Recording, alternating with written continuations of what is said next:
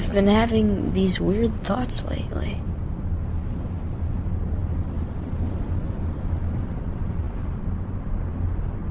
Like, is any of this for real? Or not?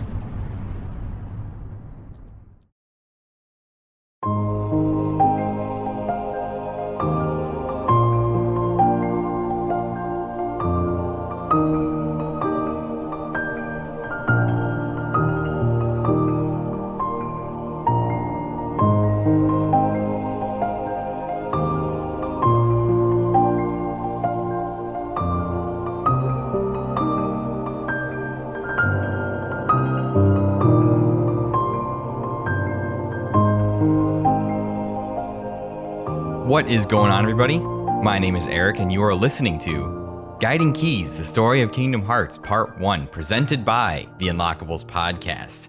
Yes, it is finally happening. I wanted this to happen a month ago, but we are finally here. We have finally arrived. Part 1 of Guiding Keys. If you're new to the podcast, if you're new to the series, if you're new to any of that stuff, as you know, I announced a couple months ago on Twitter that I would be doing a full, complete playthrough / story retrospective on the Kingdom Hearts series.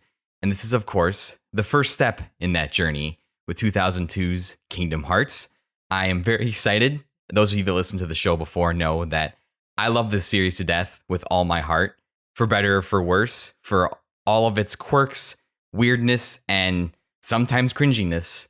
This is my favorite game franchise of all time. I cannot explain it to you, but I do know that I'm very excited to share it with all of you.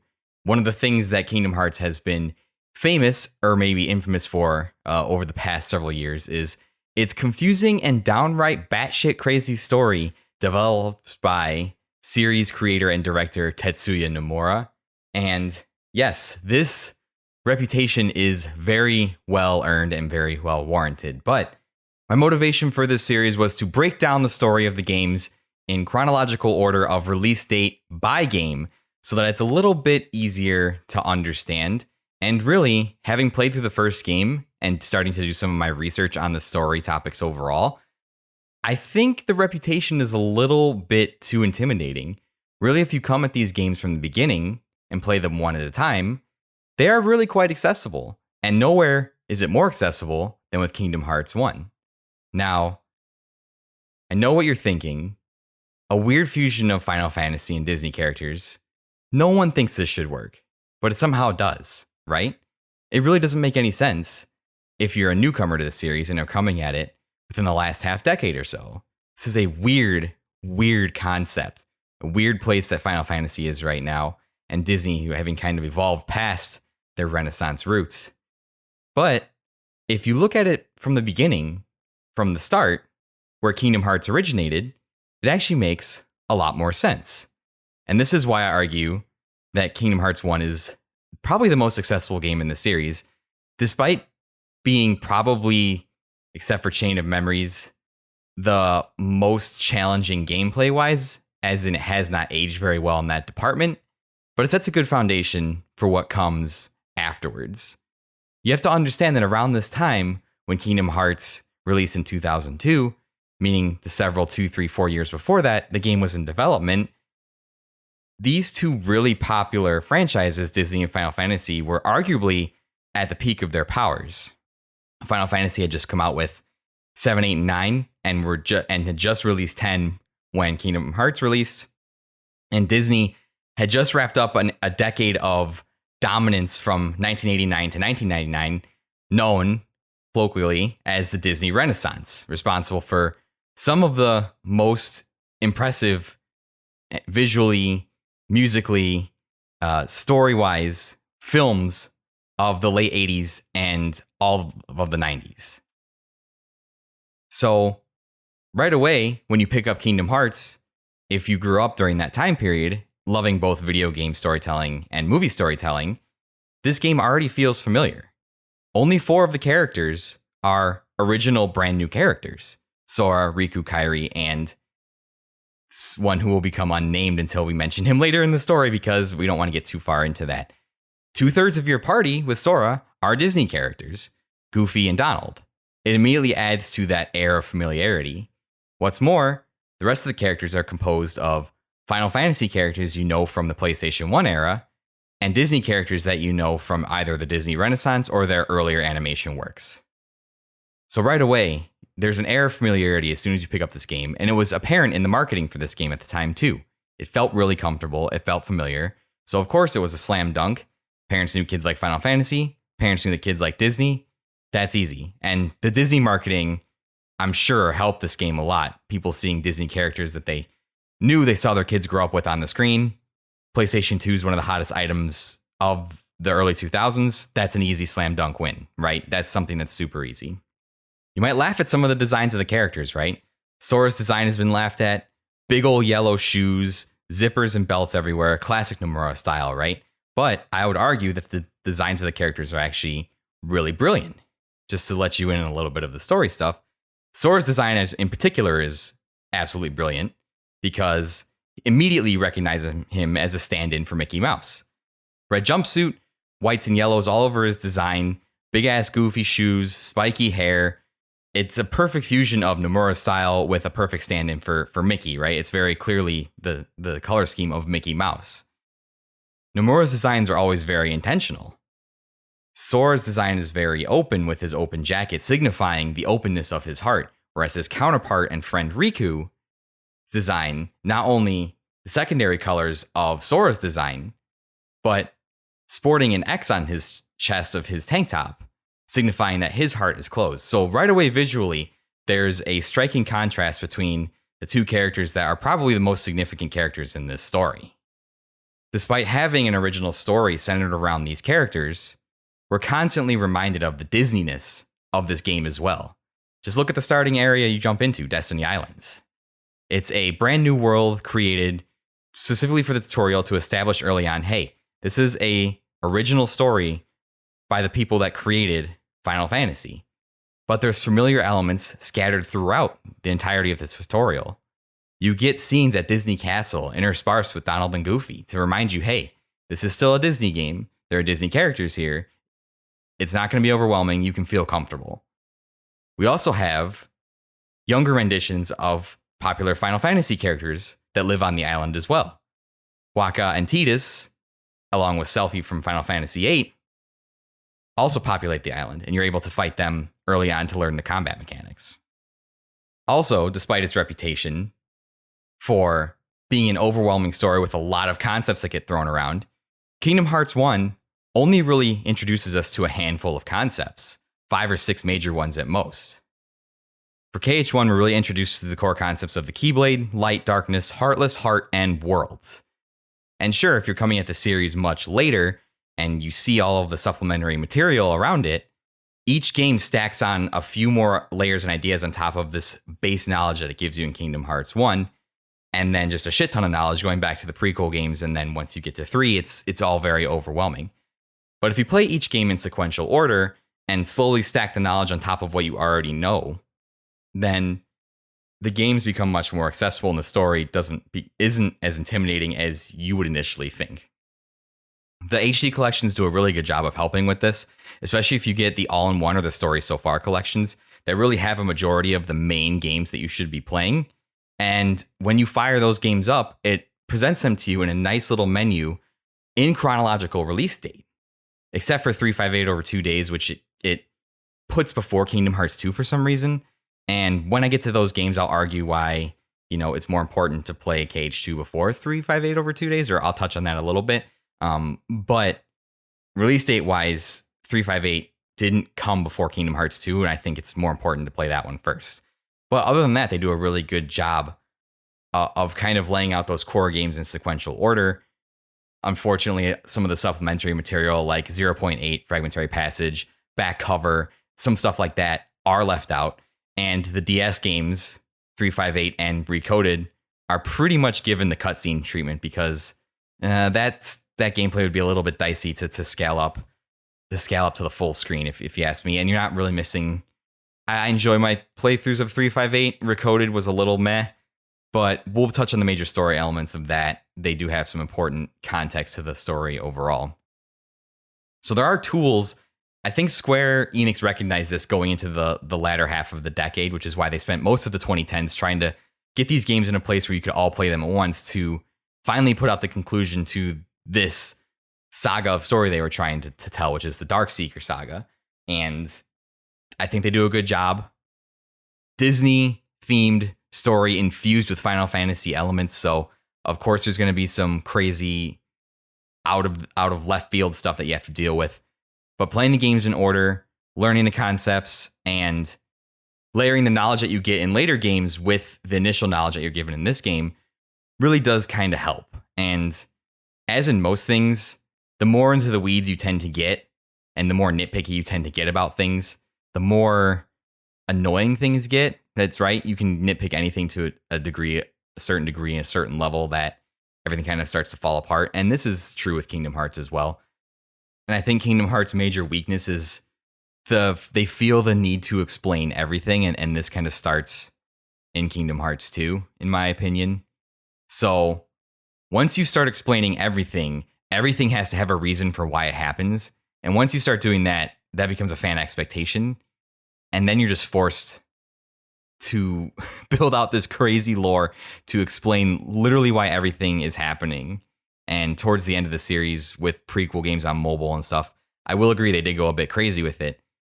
But all in all, if you play the games and commit to learning the knowledge, it's not too bad. For its time, KH1 was visually impressive, for sure, featuring cutscenes on par with Final Fantasy X.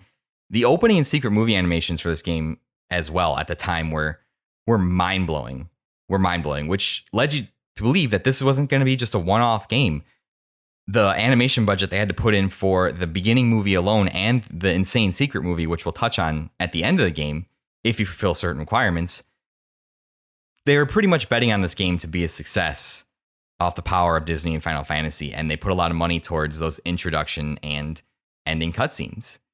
So I think it stands on par with Final Fantasy X, and as one of the best looking games probably on the PlayStation 2. I'll fight anybody about that.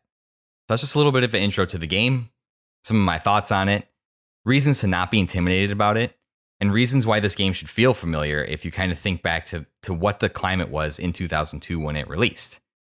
And before we dive into the story proper, I think it's only fitting to touch on a little bit of the history of the development of Kingdom Hearts.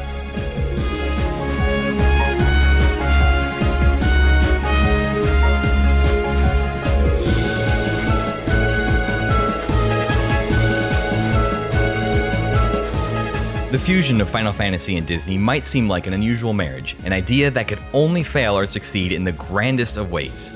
But given the time period of the late 90s and early 2000s, the picture starts to become a little clearer, and the idea isn't as far-fetched as one might initially think. The turn of the millennium saw the House of Mouse on the tail end of the fabled Disney Renaissance, an era between 1989 and 1999, where Disney released some of their most critically and commercially successful animated films of all time, including juggernauts such as The Little Mermaid, The Lion King, Aladdin, Mulan, Hercules, and Beauty and the Beast. During this time, Disney was a household name as their films captured imaginations and box office records across the globe. The same could be said for Squaresoft, legendary creators of the Final Fantasy series. After their relationship with Nintendo became tense after the release of Super Mario RPG, Square shifted their games to the PlayStation and went on to create many notable RPGs such as Final Fantasies 7, 8, and 9, Parasite Eve, Xenogears, and many more. Despite the success of these titles and massive popularity of Final Fantasy in particular, a massive misstep would leave Square in dire financial straits. The disaster that was Final Fantasy: The Spirits Within cost Square nearly $137 million, while only grossing $87 million at the box office. To make matters worse, a delay to the much-anticipated Final Fantasy X for the PlayStation 2 led to a prominent reshuffling of leadership at Square, causing the departure of series creator Hironobu Sakaguchi, who was still kept on as an executive producer for the Final Fantasy series. Despite struggles, Final Fantasy X released to critical acclaim and quickly established itself as one of the best games on the PlayStation 2. It is in this environment that the idea and concept for Kingdom Hearts was born. But how did it begin? And where did this radical marriage of Final Fantasy and Disney come from? As with most things in video games, we must first look to everyone's favorite mustachio plumber, Mario.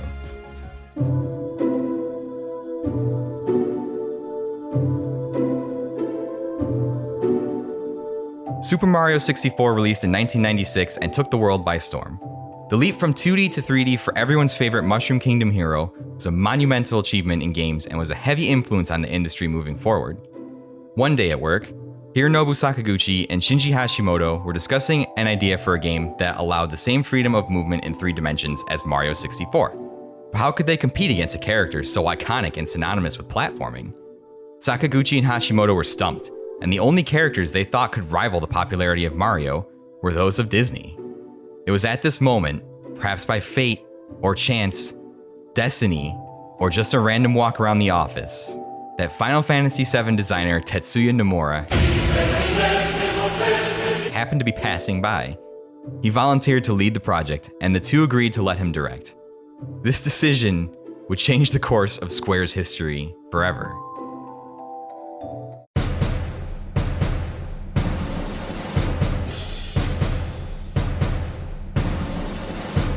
Perhaps with the further help of fate, Hashimoto found himself in an elevator with a Disney executive, as Square and Disney just so happened to be sharing a building at the time. This allowed Hashimoto to pitch the game directly to Disney, and Disney agreed to the project.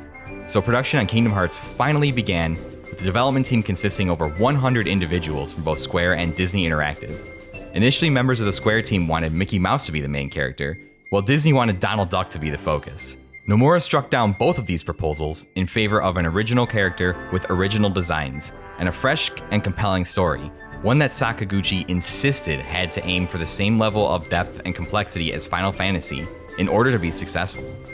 Nomura submitted a character with line-like features and a chainsaw-style weapon, but it was rejected by Disney for being too aggressive, and Square was concerned it looked too much like Zidane from Final Fantasy IX.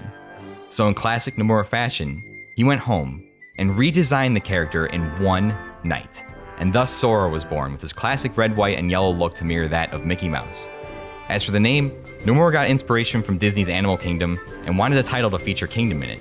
He added hearts to the title after beginning to develop the concept of the heart in the game's story. What's more, then Disney CEO Bob Iger gave the team a significant amount of leeway when choosing Disney properties to include, allowing the team to pick unique worlds with visually distinct styles for variety. Square composer Yoko Shimomura would score the game, and it was her last in-house work before going freelance in 2002, composing many original pieces of music for the game as well as arranging many tracks of popular Disney music.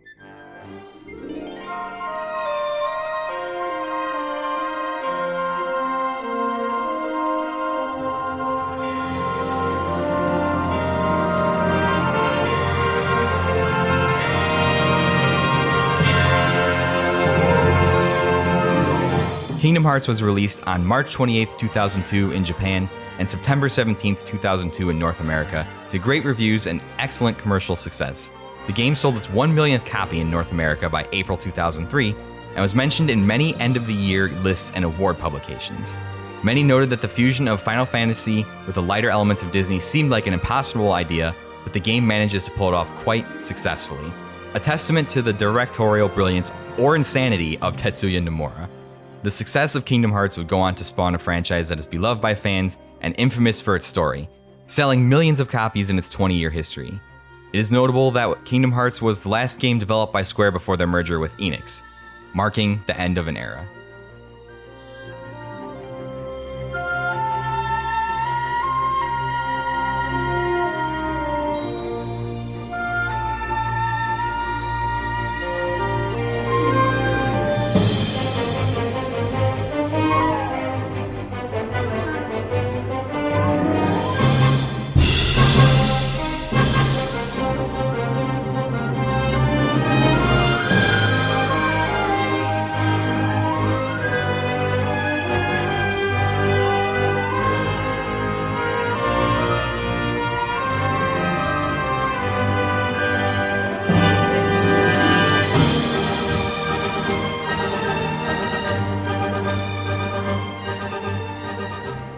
Before we get into the story, I'd like to touch on the core gameplay mechanics just a little bit. It is not my intention with this series to critique the gameplay of this game. It is pretty much just to communicate the story of Kingdom Hearts to you. Others have done great episodes on the gameplay, and I recognize that Kingdom Hearts 1 is probably the roughest of all of the Kingdom Hearts experiences, except maybe for Chain of Memories, but we'll talk about that later because that game can be absolutely broken. But we will be playing the 1.5 HD remix version, which is on the collection that I have, which is the Story So Far collection, including all the games except for Kingdom Hearts 3, because I have a separate copy of Kingdom Hearts 3. It is not the authentic Kingdom Hearts 1 experience, but for the story, I believe that the 1.5 HD Final Mix collection is the most complete. There are some additional cutscenes that add a little bit more depth to the story. There are some additional secret collectibles that add a little bit more background lore. And there's secret bosses and secrets that kind of tie into the next two games going forward that I think will create a more cohesive experience across all of the parts of Guiding Keys. So that is my intention with that.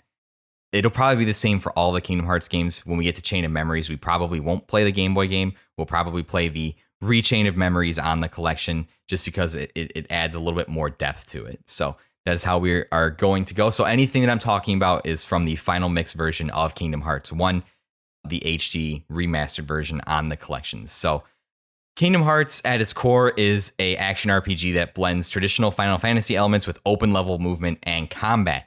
You can see this immediately when you play the game, because in the lower left-hand corner, you have a traditional Final Fantasy menu that comes with an HPMP display over on the right-hand corner. So anybody that's played JRPGs before, this is pretty basic stuff. You know this. You can shuffle through the command list on the left-hand side. With the D-pad, you can attack, you can cast magic, you can use items, you can summon.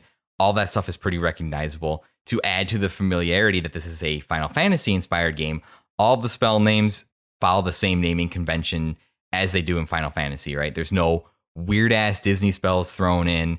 You still have your Faragas, your Blizzagas, Thundagas, all of those. And that naming convention, while silly, makes it easy to understand the different levels of the spell and what they do. Faraga is fire. It is the most powerful version of that spell.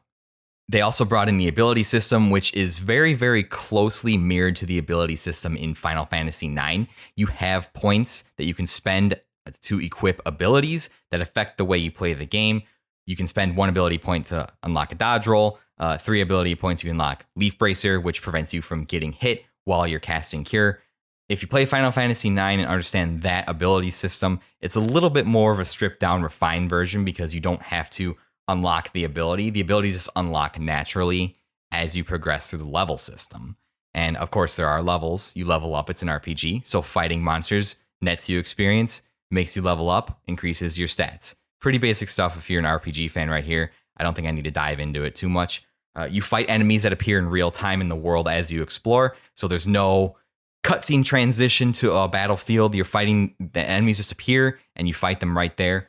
It's really, really cool because up until this, I had always played turn-based RPGs that when you touch something in the overworld, we would get a whooshy transition and then you'd be transported to a battlefield where the turn-based battle would take place.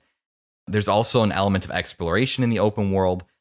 It kind of reminds me a little bit of how Legend of Zelda: Link to the Past. There is a merging of combat and world exploration. You would have to explore the world, simultaneously fighting off anything that kind of shows up in order to solve puzzles. And while Kingdom Hearts is not that in-depth in its puzzles, there are secret areas that you can only access when you have certain abilities. There are kind of like push puzzles and things like that you use abilities or magic to solve to help you progress through the world. You can beat this game. One of the main accusations I see lobbed at this game is you can beat it's just a hack and slash, right? You can just button mash and make your way through the game. Yes, this is 100% true. You can button mash and make your way through the game. You have to remember this game was mostly geared towards children. That's who would be playing it. Fans of Disney. The odds are people are going to be more familiar with Disney than they were with Final Fantasy. I would say Final Fantasy was still on the upward trajectory of the juggernaut that it is today. Maybe not as much so. Don't know. But you have to understand, it was a game for children. It needed to be able to be beaten in a relatively easy manner. There are layers of depth to the combat. They added in the tech point system, which is where if you guard, if you attack a monster and meet their attack head on, you get like a parry sound. The attacks bounce off on each other, and you see attack points, extra experience points appear. So this gives you incentive to be a little bit more strategic about your combat options to try and interrupt enemy attacks for extra experience point. If you use, for example, a fire spell on an enemy that has a blizzard element, you get tech points for that because it is technically a weakness. So there is a system built in that you can exploit to use a little bit more tactical. You know, if you're playing on the harder difficulties, play a little bit smarter about it, right? Easier difficulties, if you just want to get through the game, you can button mash. Absolutely. Like, the game does that. If you feel like you're overwhelmed, you can go and level up a couple levels to come back to help you progress to the next part of the story, right? But I would say that that's not necessarily too much of a problem. If you're a seasoned gamer that has what I would call adequate gamer skills, you're not going to have a problem with this. The game is paced incredibly well. During my playthrough, I found that I didn't really have to do any grinding at all. The only grinding I did was when I went back to the Coliseum to play the tournaments, because they give you useful items. So of course I'm going to go back and do them.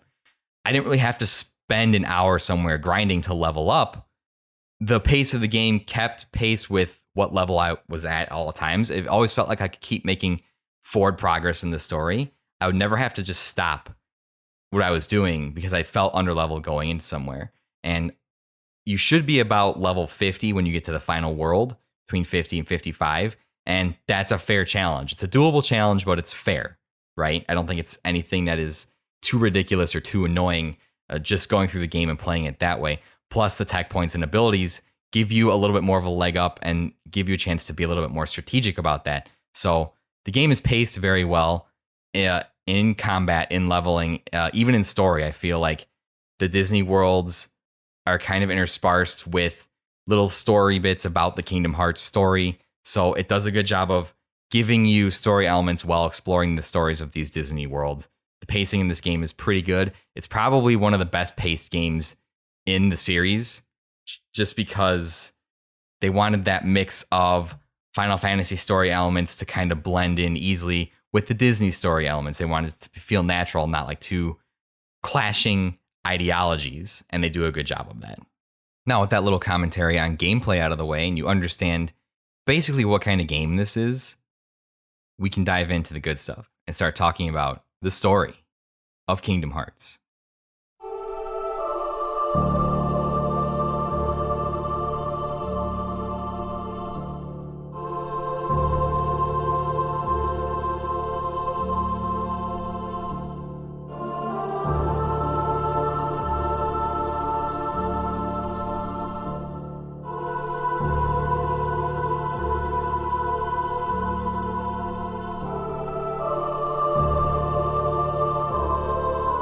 Boy, oh boy, guys, where do we start with the story of Kingdom Hearts? Well, excellent question. That is an excellent question.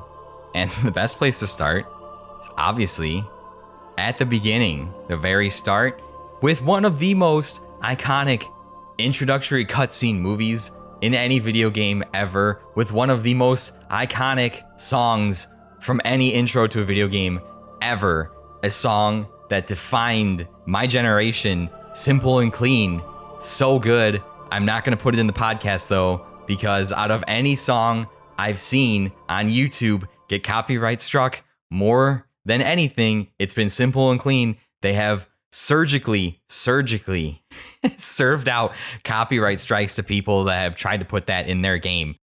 I will not be putting Simple and Clean in the podcast, but oh my God, this movie, everything is great. The graphics were pretty good for 2001 standards. Early Square did graphical marvels. They were at the height of their powers when they merged with Enix. And man, this just set the tradition for slappy, trippy, banging Kingdom Hearts intros. You can't take that away from the series. The intros to these games are absolutely incredible, right? So the intro movie, Sora says all this cryptic stuff. He's falling through the ocean. He wakes up on a beach. You know, he's there with a random girl and his friends. His friend Riku is standing out in the water. A wave starts to rush over him. Riku holds out his hand. Sora rushes off to try and grab him, to greet him, to be with him. And the wave crashes over him, sinking Sora into the ocean. We get all kinds of just crazy, insane videography here. Sora hurtling through the ocean, hurtling through the sky, passing out when he's next to Kyrie. It's absolutely nuts. It kind of establishes some of the early themes of the game right away. But the most important shot is obviously the end of the movie, where Sora is sinking down through the ocean, sinking down, down, down, down, lands on something solid. A bright light flashes. The pedestal that he's on, the platform that he's on beneath him kind of, starts to glow, and the darkness gives way. And we see that he's standing on a stained glass platform. Now, this is a standard Kingdom Hearts trope. This happens in probably almost every single game.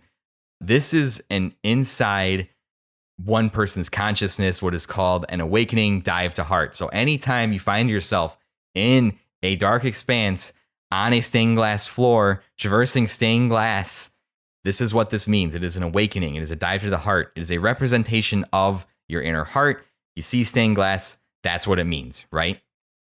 A voice starts talking to Sora. He's looking around. He doesn't know what to do. It says so much to do, so little time, and tells Sora, don't be afraid. So Sora moves forward, and this basically serves as the tutorial section of the game. You learn how to do several different things. You learn how to run, to jump, to interact with objects, and just kind of tells you a little bit about the world, how to save, right? This disembodied voice guiding you. You might think to yourself, who's in his subconscious with him, telling him what to do, telling him not to be afraid, telling him how to progress through the game. And listen, I can't really tell you because it kind of comes up later. So every time I say, hey, remember this for later, maybe have like a little notebook you carry with you and jot it down, because I'm going to blow your mind when I connect all this stuff later on in different games. And I'm probably going to say this now, and I'll probably forget that. And someone will come out and be like, hey, Eric, do you remember in Guiding Keys Part 1 when you said remember this and then you never brought it up again? That's probably going to happen a lot. So I'm going to try my best to do that. But remember, talking voice, inside Sora's subconscious to him. Why is this happening?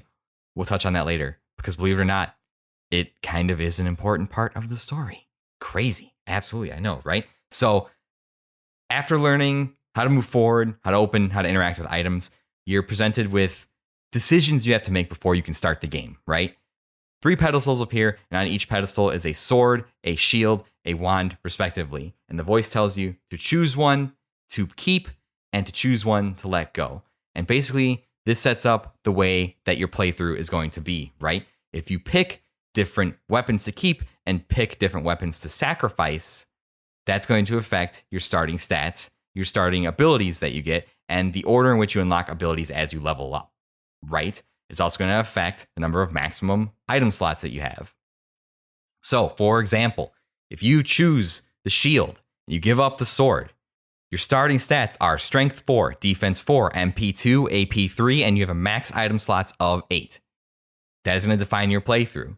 Now, if you choose the sword and give up the shield, for example, your starting strength is 6, your starting defense is 1, your MP is 2, your AP is 3, and you have a max item slots of 7. So this is the game's way of introducing variety and replayability. You can play with different combinations, and different combinations of weapons give you access to certain abilities. For example, I did the route where I picked the shield and I gave up the sword, which gave me access to defensive abilities earlier. Second Chance, Leaf Bracer, things that help your survivability.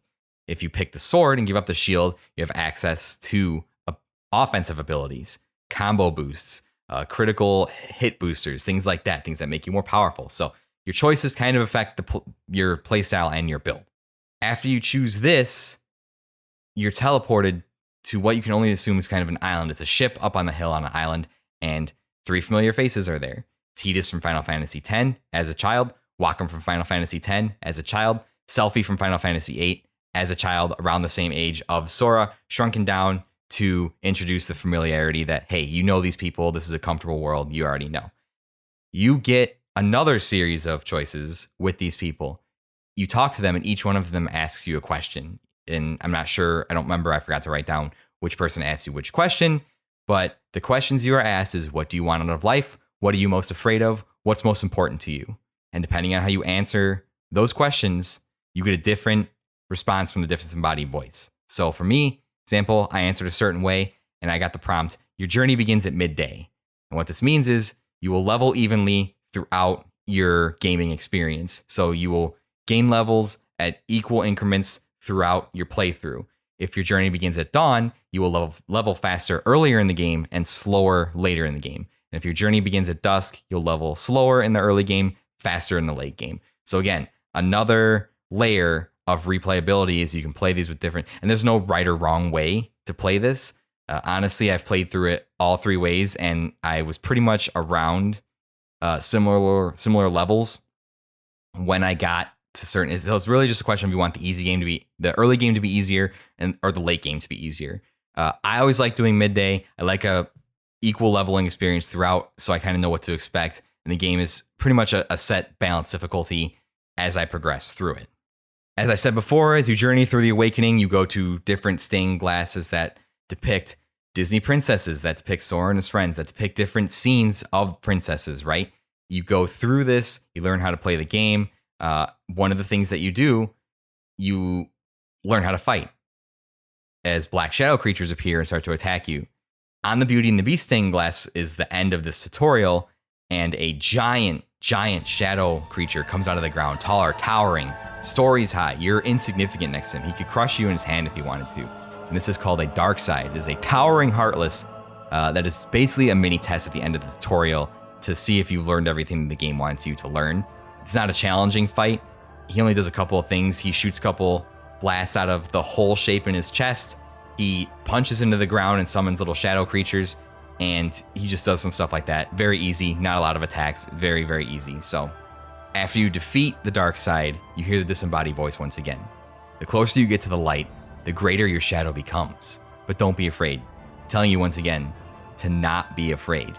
At the end of the fight, your weapon disappears out of your hand. You have no way of fighting. The darkness starts to swallow you. And this is where the disembodied voice tells you, you hold the mightiest weapon of all, and you are the one who will open the door. Cryptic shit here that Sora is being told at the start of the game. So establishing right off the bat that, hey, there's something about this kid obviously important to the story, right? You're being told this through disembodied voice text dialogue on the screen. Just as darkness swallows you and your vision fades, you wake up on a beach. Sunny day, the roar of the ocean in the distance, waves lapping up on the shore. Sora was sleeping. He wakes surprised with a girl standing over him. It's Kairi, his friend, one of the main trio of the game, accusing him of being a lazy bum, sleeping on the shore while they have work to do. Sora tries to tell her about his dream, about this darkness that swallowed him up, and about this area where he was, saying it was bizarre, and she doesn't necessarily believe him. She just calls him a lazy bum. And this is where the third of our trio walk over. Riku walks up.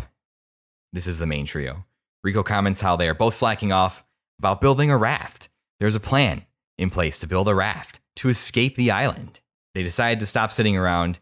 Kairi goads them into a race down the beach, saying, first one there wins, I don't know, whatever. And I like this scene a lot. So when Sora and Riku don't act like they don't want to race, like they're too cool for it, right? But Kairi knows better. They're competitive. So as soon as she says, ready, set, go, they jump up and start taking off, running down the beach. And this is where we get our title shot. Soaring over the island called Destiny Islands. You see in the sky, Kingdom Hearts. Title shot, we can close it down, we can move on, right? Now, one thing about this scene that I really like, and it tells us a lot about Sora and Riku's relationship right off the bat. It might just be a simple race, but they're competitive. They're competitive teenage boys who have a friendship, right? And I think one of the things that Kingdom Hearts does really well is, not a lot of games do, is showing this side of a typical male friendship, right? This is a typical, I know some of you listening now, you had a friend group, and there was always that one person in the friend group that was very competitive, that felt the need to prove themselves, that felt like they were the natural leader of the group. I know my friend group certainly did have that. Someone who was competitive and took every challenge and had to prove themselves. But we'll touch on more of that later as we get to see these characters interact with one another. Sora is tasked with finding items to complete the raft, including a cloth, a rope, and a log. And while you explore Destiny Island, learning how to platform, finding items, you can fight the Final Fantasy kids. You can fight Tidus, you can fight Wakka, you can fight Selphie, which is great. I love kicking Tidus's butt and Wakka's butt. It feels so good. You can also fight Riku. And Riku is beatable, but this fight is extremely difficult this early on. It's very hard. He will interrupt your attacks with no reason at all. He doesn't stagger all the time. He recovers from stagger very quickly. I've seen this fight done. I've beaten him, I think, like one time because I was super patient. I would run in, attack once, and then run away, which is a really annoying way to have to play. I don't think he's meant to be an easy beat because they're establishing early on that Riku is this physically superior in his leadership role to Sora. They are about a year apart. I think at this timeline, Riku's 16 and Sora's 15. After turning in the items to Kairi, the three watch the sunset from the trunk of a tree. Riku talks about their plan to leave the island on the raft and look for other worlds. You know, typical teenagers smoking weed stuff, right? It's like, what's out there, man? Or what's our life going to be like? Or once we graduate, this typical high school teenage stuff. You know, Riku thanks Kairi, saying that if she never came to the island in the first place, he never would have gotten this idea, meaning that Kairi came here from somewhere else, right? And as far as they know, there's other lands across the ocean that, first of all, this idea to build a raft and go across the ocean is far-fetched. This is some Tom Hanks Castaway shit. And we all know how that worked out. That man was on the ocean for days, months, and almost died just escaping off the island. This is absolutely crazy. So Riku thanks Kairi for giving them the idea. As they leave for the evening, Riku calls to Sora and gives him a Paopu fruit, telling him that whoever he shares it with, their destinies will be connected, and teases him to try it, saying he knows he wants to try it with Kairi, hinting at an underlying deeper connection between Sora and Kairi. They're friends, but, you know, they're teenage love crush, you know, puppy love feelings for one another. There's a little bit more there than either of them, I think, are willing to admit. That's pretty much the extent of day one of your time on the island. After this cutscene, we go to a completely different land, a world with the Mickey Mouse Club theme song playing in the background, and we see a wizard Donald Duck on his way to see His Majesty in the Disney castle. But he enters the audience chamber through a comically large door, by the way, that he knocks on, and a small section of the door opens. He walks in, he says, "Good morning, Your Majesty," starts to talk, and notices that the king isn't there. The royalty isn't there. I'm trying to build this for suspense, but you guys already know that Mickey Mouse is the king, right? It's obvious. There's his logo's emblazoned everywhere. Minnie's the queen. This isn't like they try to hide this, but it's obvious that who the king is, who runs it. It's who else would it be? Who else would be the king of the House of Mouse? It's Mickey, hands down. So he only finds in the audience chamber Pluto holding a letter with the Mickey Mouse seal on it. After reading the letter, Donald zooms off to find Goofy, who just so happens to be the captain of the Knights of Disney Castle, finds him snoozing in the garden, and wakes him up, shocks him with lightning, tells him there's a huge issue. Goofy asks if they can tell anyone, mentioning Daisy and Queen Minnie specifically. Donald says no, but Goofy says, "Good morning, ladies," indicating that they were standing behind Donald the whole time, and now they know something is up. And this is where we transition back to Destiny Islands. The second day starts with you going to find Kairi and Riku to finish the raft. A couple things change. You can still fight the Final Fantasy gang, but you have the option to fight all of them 3-on-1 because Tidus makes a smart-ass claim. He's like, all three of us tried to fight Riku and we couldn't even beat Riku. So, of course, Sora's going to be like, well, I can beat all three of you guys too. The fight's definitely doable. It's not that difficult. I would argue that the 3-on-1 fight is still easier than the Riku fight, for sure, but that's fine. Before you can finish the raft, though, Riku wants to decide on a name and who would be captain. And so they suggest the usual way to settle things, which means they're going to have a race to the end of the island to touch a light up starfruit and race back to where Kairi is. So that will determine who can name the ship and be captain. And Sora raises the stakes. Riku just offers to name the ship. Sora raises the stakes and says whoever wins also gets to be captain. And Riku ups it even further by saying the winner gets to share a Paopu fruit with Kairi. And again, I find this very representative of a young male friendship going on, right? Young male friendships are strong, but as men, it's not always socially acceptable to like express your feelings to like your friends, right? So we end up expressing that in the way of competitiveness. And these two are it's obviously care very much for each other, but they're very competitive. And I feel like this is mostly driven from Riku's side, and it's his way of kind of saying, hey, I'm the leader. I'll take care of you guys. I'll protect you. I'm the most physically dominant, right? Every friend group has that one friend that feels like they need to show off and prove themselves continually to everyone. This is absolutely true. You can win or lose this race. It doesn't really affect the game as a whole. You don't get to have your name for the ship later if you lose. And you can keep challenging Riku to races to beat him. But every time you challenge Riku to something and win or lose, Sora keeps score. So he'll be like, oh, it's like 0-2 now, because if you fought him and lost and raced him and lost, it's 0-2. So Riku kind of keeps score, and it's kind of motivation for Sora to get better. Kairi then tasks you with finding supplies for the trip: 3 mushrooms, 3 coconuts, seagull egg, fresh water, 3 fish. And that's it. All the supplies for a potentially months-long sea voyage. It is not a lot of food. I mean, I guess you can catch fish off the side of the raft maybe, but where are you going to get fresh water from? Unless you're like boiling water on the raft, which is not a good idea because you need fire and a raft's made of wood.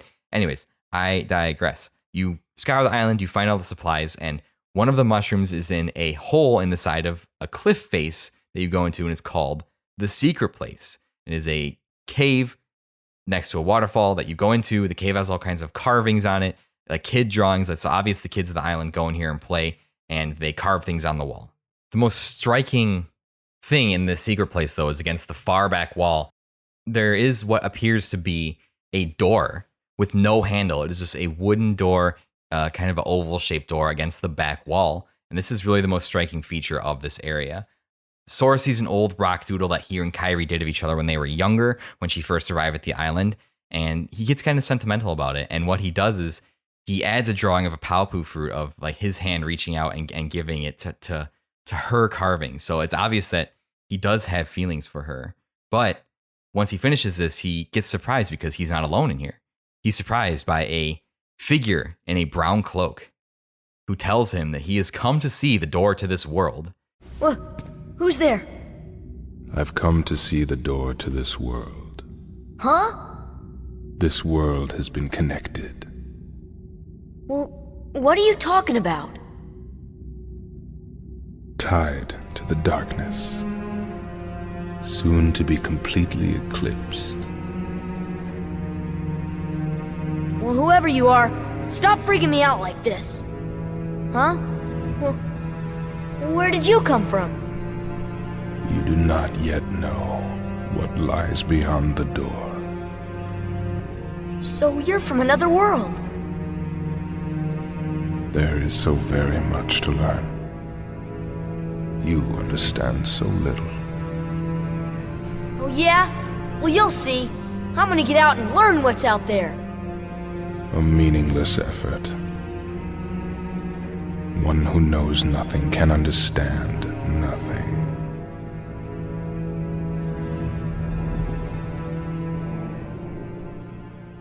He doesn't tell his friends about this. He walks out of the secret place and just kind of keeps it to himself. When you return to Kairi with all the items found, she's making a star-shaped piece of jewelry out of seashells. This is important for later because it's a thing later in the series. It's basically like a 5-pointed star out of shells with like a face on it. She calls it her lucky charm later. We'll get to that. But anyways, she then asks you if you want to call it a day. If you want to, after you're collecting everything, you can say yes. It'll transition to the next cutscene and move the story forward. If not, you can explore the island a little more. You can fight the people on the island, race Riku again, do all that kind of stuff, whatever. But you definitely want to move the story forward because the next cutscene, we get a sunset cutscene of Sora and Kairi sitting on the dock. Kairi mentions how Riku has changed, that he's become a little more older, a little more protective, a little more competitive. And she jokingly says that her and Sora should take the raft and just leave without Riku. And I think that's kind of funny / maybe a little bit flirty. It's kind of like, oh, okay, like, what are you trying to... And then she laughs and just says he's kidding. She tells Sora she's really excited for the raft voyage and says how despite anything that happens, they can always come back to the island unless, you die at sea, you catch a storm and your raft collapses and you drown. That could happen, realistically. But at the end of this, too, she tells Sora that he should never change who he is because she likes him just the way that he is. Super cute. Adorable, right? God, young love. It's great. It's fantastic. After this scene, we transition back to Disney Castle. We see the text of the king's message to Donald on the screen. And this is what it says. Sorry to rush off without saying goodbye, but there's big trouble brewing. Not sure why, but the stars have been blinking out one by one, and that means disaster can't be far behind. I hate to leave you all, but I gotta go check into it. There's someone with a key, the key to our survival. So I need you and Goofy to find him and stick with him, got it? We need that key or we're doomed. So go to Traverse Town and find Leon. He'll point you in the right direction. P.S. Would you apologize to Minnie for me? Thanks, pal. Signed, the Mickey Mouse symbol. Obviously Mickey. So this is obviously the big reveal that Mickey is the king. You know, it's signed with his seal. It's obvious. Obviously, you know, it is. After conferring with Queen Minnie and Daisy, Minnie says that they'll have to trust the king at his word. And Donald and Goofy set off to find this key. They're accompanied by Jiminy Cricket, who will chronicle their travels. And this is the journal function in the menu to kind of recap everything that's happened in the story. As they're descending into the depths of Disney Castle to set off on their journey, Jiminy explains that his world vanished, Pinocchio and Geppetto are missing, so he ended up here.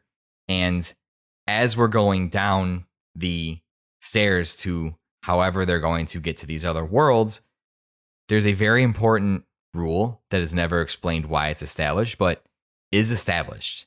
Goofy and Donald are talking about once they get to other worlds, what are they going to do? Goofy mentions they'll need to change of clothes when they get there because while they're in other worlds, they can't let on from where they are because it's very, very, very, very, very, very, very of the utmost importance to protect the world order and not meddle in the affairs of the world that you're in more than you have to. This is made very clear that they can't let other people know where they're from when they're in other worlds. Very odd that this is said because it's a game about visiting other worlds and saving the world with a Keyblade, but we'll get onto that. This comes into play a couple of times. We get down to the basement of Disney Castle, and we're taking a frickin' rocket ship, which is the Gummy ship. And wouldn't you know it, the squirrels Chip and Dale are the engineers. We're going to be blasting off, hoping that they've checked over this flying space rocket to go to whatever world we're going to, and we're trusting squirrels with our lives. This is absolutely insane. So Chip and Dale launch Donald and Goofy. They're supposed to launch forward and actually open the path, or they open the chute and launch them down and basically get pooped at the bottom of the world. And they take off to go to Traverse Town and find Leon, talk to him. So our 2/3 of our party are en route to somewhere to start the actual story of Kingdom Hearts. So we have to find, Donald and Goofy have their mission. They have to find the key and they have to find the king because that's the key to their survival. That's what he told them. We come back to Destiny Islands. It's nighttime, and Sora's laying in a bed in what we presume is his room. We get some interesting information, because before we've only known about Destiny Islands as the island that you're on. But it appears in the distance that the island is offshore. So Sora is actually in a house on the mainland, and he sees a storm rolling in, and he panics about the raft. One of the cool things about this scene is there is a ship hanging from the ceiling in Sora's room that gives me really big theater ship vibes from Final Fantasy IX. He gets dressed, even though he's already laying in bed dressed, and gets in his rowboat and goes to the island in the middle of the storm, which is a great idea. Well, we hear a female voice call from down the hall and say, Sora, dinner is ready.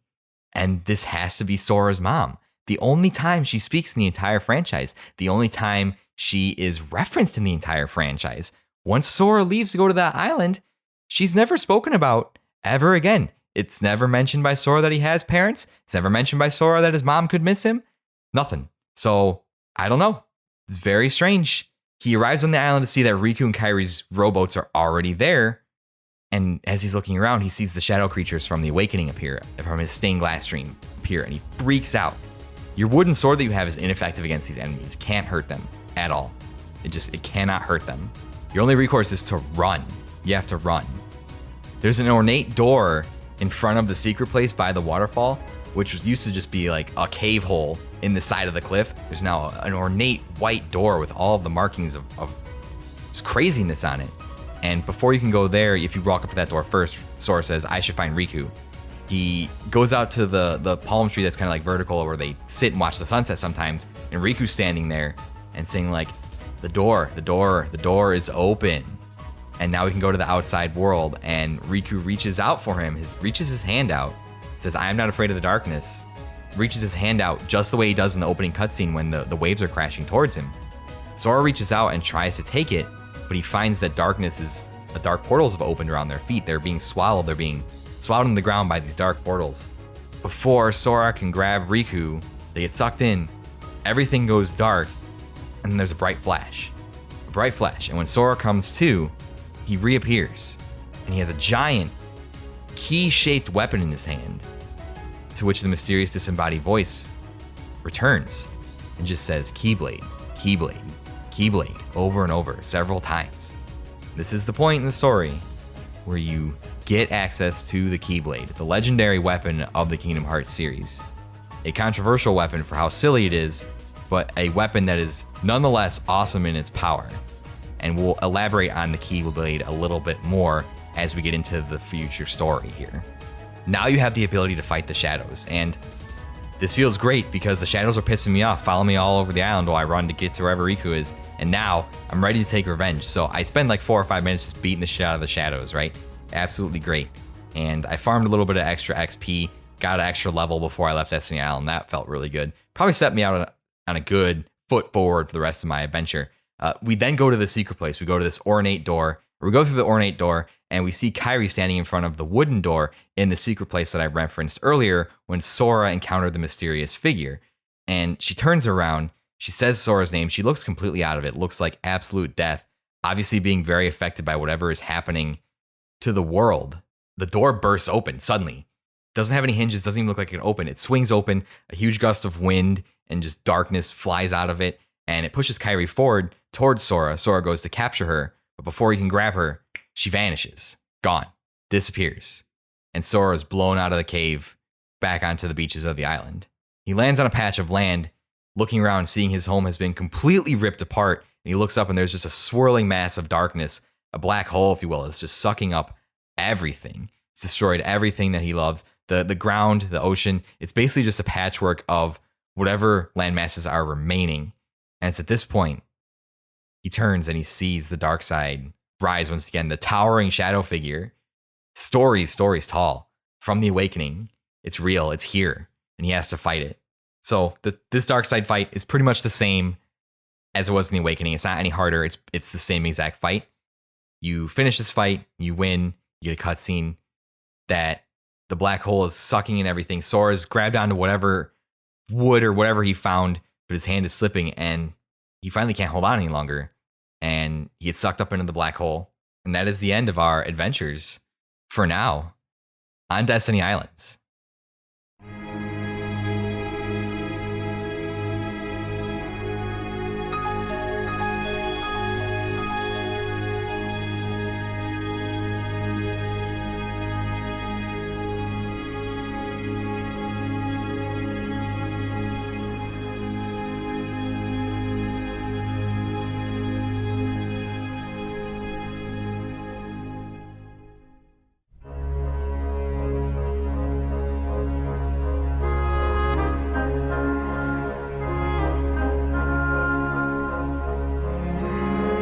While the Destiny Islands are being swallowed by the darkness, we cut to our first view of Traverse Town, and we're going back to Donald and Goofy, who have already arrived there.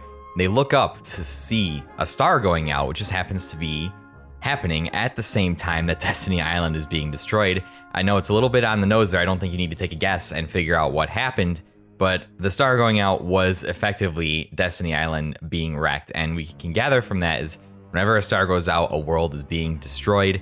So Donald and Goofy see that, and they very quickly understand that they're kind of under a time crunch here. They need to find what they're looking for. So Goofy says they should look for the key and see if they can find Leon to help them.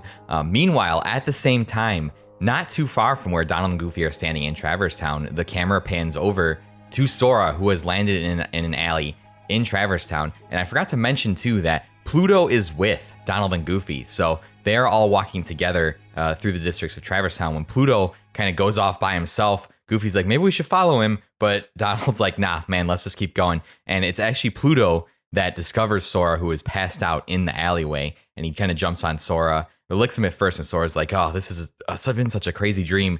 And then Pluto pretty much just body slams him against the wall, and he wakes up. He's like, this isn't a dream. Like, what's going on? And so Sora wakes up. He runs out. He sees the town. There's people in the town. There's storefronts. Traverse Town, which is a really cool, one of the original worlds in Kingdom Hearts. It's very cool. It's an average kind of Final Fantasy town with a sky of eternal night. But from your very first visit, you get the sense and the warmth and the incredible saxophone in the soundtrack, the music to the Traverse Town. Absolutely incredible. It feels very warm. It feels like a safe haven. And from talking to some of the people, you understand that this is a place that you come when you don't have anywhere else to go. People whose worlds have been swallowed by darkness ended up here. People that don't have anywhere else to go. This town is kind of a collection of those people that were kind of either cast out from society or lost their worlds and didn't have anywhere else to go. There are several people in town. There's a model that looks like young Titus from the island. When you talk to him, he says people with nowhere to go come to this town, essentially. You can wander into the central shop in the first district, which is kind of one of the first big land pieces that you see, and you meet Sid from Final Fantasy VII. He runs the shop there. He lives in Traverse Town. Go figure, right? And so he gives you some information about the town. He also says that if you ever run into trouble, you can come to him. He'll help you out. Classic Sid being a good old guy. Final Fantasy Sid helping us out when we need it. Right now, really, the only thing you can do is explore. There's not really anything else you're prompted to do. You spend some time exploring the districts. There are Heartless here. You get the same soundtrack as they are on Destiny Island. The Heartless showing up. Shadows, and I believe the Soldier Heartless show up at this point too. And you're just kind of wandering. You're exploring. You're seeing what the town has to offer. Once you do that, you wander back around to the first district. And something really funny that keeps happening too is if you go into certain buildings, like you can go into the hotel or go into the Gizmo shop or switching districts and stuff, you keep getting these cutscenes of like, as soon as Sora leaves one place, Donald and Goofy enter. So they're just barely missing each other and kind of this back and forth. So it makes it feel like you're both in the town. It makes the town feel a little bit more alive and like, hey, there's this fated crossing that's about to happen that these two groups don't even know if they're looking for each other, but it's about to happen because they just keep narrowly missing each other. So eventually you finish exploring and the only thing you can think to do is, return back to Sid's shop because that's the only place you've been that has progressed the story forward. And when you return to Sid's shop, you are confronted by a mysterious figure wearing a jacket with fur on it. They'll come at you out of nowhere. Who are you? And they'll keep on coming at you, as long as you continue to wield the Keyblade. But why? Why would it choose a kid like you? Hey, what's that supposed to mean? Never mind. Now, let's see that Keyblade. What? There's no way you're getting this. All right. Then have it your way. And the man tells Sora to have it his way and brandishes a fearsome-looking gunblade. It is, of course, motherfucking Squall Leonhart from Final Fantasy VIII, who goes by the name of Leon in Kingdom Hearts 1. And this fight can go two ways. He fights you. You fight Squall, which is, at the time, thinking about it, I didn't appreciate this at first because I didn't even know what Final Fantasy VIII was. And this was my introduction to Squall as a character. And for the longest time, I only knew him as Leon. And so still to this day, I call him Leon just because it's just stuck in my brain. And a lot of my friends who love Final Fantasy VIII really hate me for that. But you can fight Squall, and this fight can go two ways. You can either win or you can lose, right? This fight's pretty tough. It's kind of akin to the Riku fight on the island. He slashes you with his gunblade. He shoots fire blasts at you. It's not mechanically intensive, but Squall just does the same thing that Riku does. He doesn't stagger. He can break your combos whenever he feels like it. But this fight is possible to win. But regardless of if you win or lose, the outcome is basically the same. It's just the cutscene's a little different. Either way, Sora passes out. If he wins, the implication is that Leon knocked you out. If you win, the implication is that you're just so tired from fighting a warrior of Leon's caliber that you just fall over from exhaustion. And either way, the third Final Fantasy character shows up, and that is Yuffie from Final Fantasy VII, saying to Squall and calling him by his name, Squall, which again, I didn't understand why at the time, telling him that he overdid it, and he immediately corrects her and says it's Leon. And we'll touch on that in a second as to why he chose that name. Either way, with whatever's going on, they have a conversation, and Leon's like, things are way worse than we thought it was, especially now that the Keyblade's in play. So after this, we cut to a shot of our boy Riku waking up. He wakes up on a floating platform surrounded by waterfalls. His words are not audible in this cutscene, but he's calling out to Sora and Kairi, his friends. And from the platform above him, a mysterious figure appears in a black cloak. Then we cut back to Donald and Goofy, who are walking through the alleyways of Traverse Town. and Donald is tapped on the shoulder, which gives him quite a fright, but they turn to see Aerith from Final Fantasy VII. And again, I didn't understand at the time how significant this was, but if I had, I think I would have been a little bit more blown away by it, right? Because the only time we had seen Aerith in Final Fantasy VII before this, the last time we saw her, she had been impaled through the chest by Sephiroth by a 9-foot-long samurai sword, right? So seeing this is kind of nuts. And they have a conversation. Aerith asks if the king sent them. And now we have our two groups with corresponding Final Fantasy characters figuring out what exactly is going on, right? Meanwhile, Sora wakes up, and so they both go back to the hotel rooms. And what's the funny thing is you realize this is that Aerith, Donald, and Goofy are in an adjoining room to Yuffie, Leon, and Sora. It's kind of funny. And this is where we get a really big exposition dump. Sora wakes up and is still kind of in a daze and sees Kairi and starts talking to her like he found her. And who he's actually seeing is Yuffie. He's just hallucinating that Kairi's there. And she's like, "What, dude? I think Leon hit you too hard on the head." Is here we get the big lore dump about everything that's going on. Leon and Yuffie explain to Sora that the creatures that are tracking him are called the Heartless, and they're using the Keyblade to track him. They have great fear of it, so they will always seek to remove the person who can wield the Keyblade as it is a threat to them. Meanwhile, Donald and Goofy are in the adjoining room, and Aerith is explaining to them about the worlds, how the worlds are supposed to be secret from one another. They're supposed to be disconnected. People aren't supposed to know about them. Then when the Heartless showed up, the barriers between the worlds started to crumble. They started to eat away at them, and now all the worlds have been connected, which allows travel between them, which apparently Mickey has been doing. We cut back to Sora, Leon, and Yuffie, who are explaining the Heartless. Those without hearts, that's not 100% true. The Heartless do technically have hearts. They were called Heartless because of the lack of emotions that they exhibited. We'll touch on that a little bit later in when I talk about some of the supplementary material. And a better abbreviation, I saw this in a video and I forget the YouTuber and I apologize, would be to call it less heart because they have less of a feeling in their heart basically, but that doesn't roll off the tongue as nicely. And Leon basically explains that they're attracted to the darkness in people's hearts. That's how they hunt people. They're instinctual. They always seek to consume more hearts. We cut back to Aerith with Donald and Goofy, who mentions a name of the fourth original character to the game, the fourth and final original character to the game. She asks if they've ever heard of the new player, Ansem. Goofy's like, "No, Ansem, we've never heard of him." She explains that Ansem was studying the Heartless and compiled his findings in a detailed report. Donald asks to see him, but of course, in typical JRPG bullshit fashion, the report is missing. So Goofy speculates that maybe King Mickey went to find them, and Aerith is like, "That's what I was thinking too, because this man's research could help potentially figure out what is going on here." And this is kind of where Donald interrupts with a hilarious bit of fourth wall breaking. He is talking to Goofy and he pulls the camera down to his level, saying that they need to find the key first. And Aerith is like, "Oh yeah, you need the Keyblade." And then it cuts back to Sora in the other room and he's like, "So this is the key." And Leon explains to him, the Heartless have great fear of the Keyblade. This is why they're chasing him. Sora says he didn't ask for this, and Yuffie pretty much tells him, "Hey, the Keyblade chooses its wielder, so you're pretty much out of luck. It chose you," which again isn't 100% accurate, but we'll get to that when we get to it. Sora asks what happened to his island. Leon's like, "I don't know. I'm sorry, I don't have any information to tell you on that front. You just showed up here." Leon, Yuffie, and Sora are about to go and join with Aerith, who they say is over in the next room, when a Heartless appears, and Sora and Leon jump into action, throw the Heartless basically off the balcony, jump into the alleyway down below, and start kicking some butt. Yuffie goes to get Aerith, slamming the door open, smashing Donald against the wall, basically.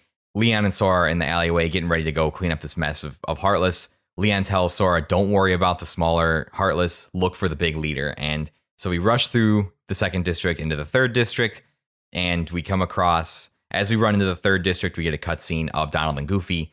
They're up on a balcony, and this is their first encounter with the Heartless, who's kind of surround them on each side. There's an explosion. They fly off just as Sora is running below them into the 3rd district, land on him, and of course, it's this comedic meeting of fate, right? The trio is now all together, and once they come to on top of Sora, the first thing they see is the Keyblade, and they go, "Oh, the key." But we don't have much time to talk and get to know one another because a giant Heartless shows up, and this is the Guard Armor Heartless. And this is one of the cooler bosses in the series, I think, because all of its appendages move separately from one another. So like the torso, the arms, and the legs all have separate health bars, and they detach from one another. So I think it's definitely a cool concept for a boss fight, and it's definitely an interesting early boss fight that you can kind of get a feeling of your new comrades and fighting together as a group, even though, you know, the NPC combat is less than stellar in Kingdom Hearts 1. I have to have a side note here. I will reveal this at the end of the episode, but I kept a Donald Duck death counter throughout my playthrough, and it is pretty bad how many times Donald Duck died in this playthrough. I normally swap him out for whatever NPC party member is available to me in whatever world I'm visiting, but I wanted to see how many times he would die, so I kept him in the party, and I played the entire game with pretty much Sora, Donald, and Goofy, except for a couple of moments in the game when I swapped them out. So after we defeat the Guard Armor, we get a chance to talk with Donald and Goofy, with Leon, and, you know, Donald says, hey, we've been looking for you. We've been searching for you guys, or searching for you in the key. They invite Sora to go to other worlds with them on their vessel because they need the key. They need to find the king. And Leon's like, hey, you should go with them because your goals kind of align right now. You're looking for your friends. They're looking for their king. The king told them to find you. You have the key. It's kind of all come together. So you should probably go to the other worlds with them so you can find your friends, find the king, and figure out what is going on. Donald and Goofy tell Sora, Sora looks kind of downtrodden. He's kind of upset. His friends are gone. His world is gone. He's still processing all of this information. He's having to fight these creatures. He just met 2 weird animalistic creatures that said they're looking for him because the king told them to. He just discovered that he's the wielder of a mythical weapon that chooses its wielder. So you can understand that it's a lot of information for the normally joyous Sora to be processing right now. Donald and Goofy tell him, hey, we can't have you like that. The ship only runs on happy faces. And Sora makes the stupidest fucking face that you ever see in any video game ever. I might have to. It is a cringy moment up there with the Tidus laughing haha moment in Final Fantasy X. It's pretty bad. But now the gang is together, and now the journey can officially start proper. You get a couple of things from Donald and Goofy before you go. You get fire magic, you get dodge roll. This is where you're introduced to magic. This is where you're introduced to the ability system. Pretty much from here, you're free to wander Traverse Town. You can train up and grind a bit, get some money, buy some items, buy some weapons from the shop. You're introduced to the Trinity mechanic, which are marks on the ground, which if you have Donald and Goofy in your party, you can activate them and get gear, prizes, unlock things, shift the environment. There's 5 different kinds. There's blue, red, green, yellow, and white at varying levels that you unlock the ability to do them throughout the story. After we depart Traverse Town, we get one of the most iconic scenes in the entire game, I think. We get a scene introducing us to the Disney villains around a table, watching the heroes as they travel. Among their roster include Hades from Hercules, Jafar from Aladdin, Ursula from The Little Mermaid, Oogie Boogie from Nightmare Before Christmas, Captain Hook from Peter Pan, and Maleficent from Sleeping Beauty. That little squirt took down that Heartless. Who'd have thought it? Such is the power of the Keyblade. The child's strength is not his own. Why don't we turn him into a Heartless? That'll settle things quick enough. And the brat's friends are the king's lackeys. Slug on the eyes, they're all built rats by the look of them. You're no prize yourself. Shut up! Enough! The Keyblade has chosen him. Will it be he who conquers the darkness? Or will the darkness swallow him? Either way, he could be quite useful. This is a really cool scene. That's pretty much the gist of it. You get to see all of the players that you're going to be. And this was a big part of the marketing too, was the Disney villains, the Disney worlds. And this is kind of our introduction to that. What's really cool about this, and I originally knocked the voice acting in this game, but after listening to Pixel Project Radio and Rick and Ben do an excellent episode on Kingdom Hearts, it was very, very well done. I highly recommend going to listen to that one for sure. The voice acting isn't as bad. I feel like the voice direction, the directing of the voice acting was the issue in these games, and kind of the having to match the English voices with like the Japanese inflection and that sort of thing, right? To match with the mouth movements But a lot of the original Disney characters, the voice actors reprise their original characters. The guy that plays Jafar, like pretty much always plays Jafar, Jonathan Freeman. He plays it in like every single that's his role. Susan Blakeslee plays Maleficent in the entire series. That's not her original voice actor. The original voice actress was for Maleficent. I forget her name, but she passed away. But Susan Blakeslee plays Mrs. Turner and Wanda in Fairly Odd Parents, and she plays a ton of other roles. You go check her out. James Woods replies his role as Hades, unfortunately, because he's a terrible human being. James Woods' Hades is one of my favorite characters. I just wish I could separate the character from him being a shit human being. Like I said, Jonathan Freeman it voices Jafar. Pat Carroll returns for Ursula from the movies. Corey Burton voices Captain Hook. He's voiced Captain Hook in most medias. He wasn't the OG Captain Hook, but that movie was made so long ago. Pretty much in every Disney thing, he voices Captain Hook. Ken Page voiced Oogie Boogie in the movies. And, here, I did put it in my notes. Maleficent was originally voiced by Eleanor Audley, who passed away in 1991. Of course, there are several other returning voice actors. Bill Farmer voices Goofy, and he's been the voice of Goofy for many years now. So we leave on the Gummy Ship. And the Gummy Ship is the vessel by which we will travel to other worlds. And real quick, we're going to Wonderland first. That's the first world. It's the world that they want you to go to first for good reason. But the gummy sections I understand what they were going for. They wanted to put something in to make it seem like you were journeying to the other worlds, to make it a little bit more adventurous. I know Nomura at times has always wanted to do like a space shmup type thing in his games, and he just saw the opportunity to do it here. The gummy sections are rather unremarkable. They're a slower pace, just travel. Like, it's basically stripped down Star Fox. It's not done that well. Like Star Fox 64 is done way, way, way better. So not too much to touch on the gummy ship sections. You can shoot ships, collect different blueprints, collect different gummy blocks. And I do know how to use the gummy block garage. Several people saying they don't even bother with that to make your own gummy ships. And that's kind of cool when you nail that down. It's cool to make the different ship out of blocks. It's like a Lego type thing, but most of the times it's just a distraction. It's not really worth it. I'm not going to be covering any more gummy sections because nothing of significance happens in them. Not really, unless there's one or two little things where the characters talk to each other before they land in a world. I'll mention that. But other than that, gummy ships are a glorified shmup section. You don't have to worry about them at all. So after taking the gummy ship, we go, we get to like the hub world map where you get to choose where you want to go. And you're given a choice of two options. You go up or down. From Traverse Town, you can go to the upper screen or lower screen. And we go to the upper screen first because the battle level is lower. We want to start with the world where the battle level is lower. And this is, of course, Wonderland.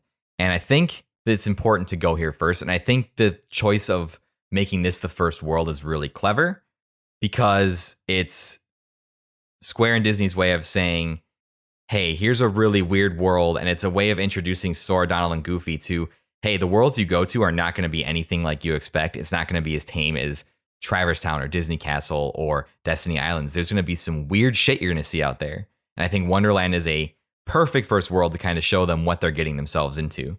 We also have to shout out the original voice actress for Alice, Catherine Beaumont, reprised her role for the game from 1951.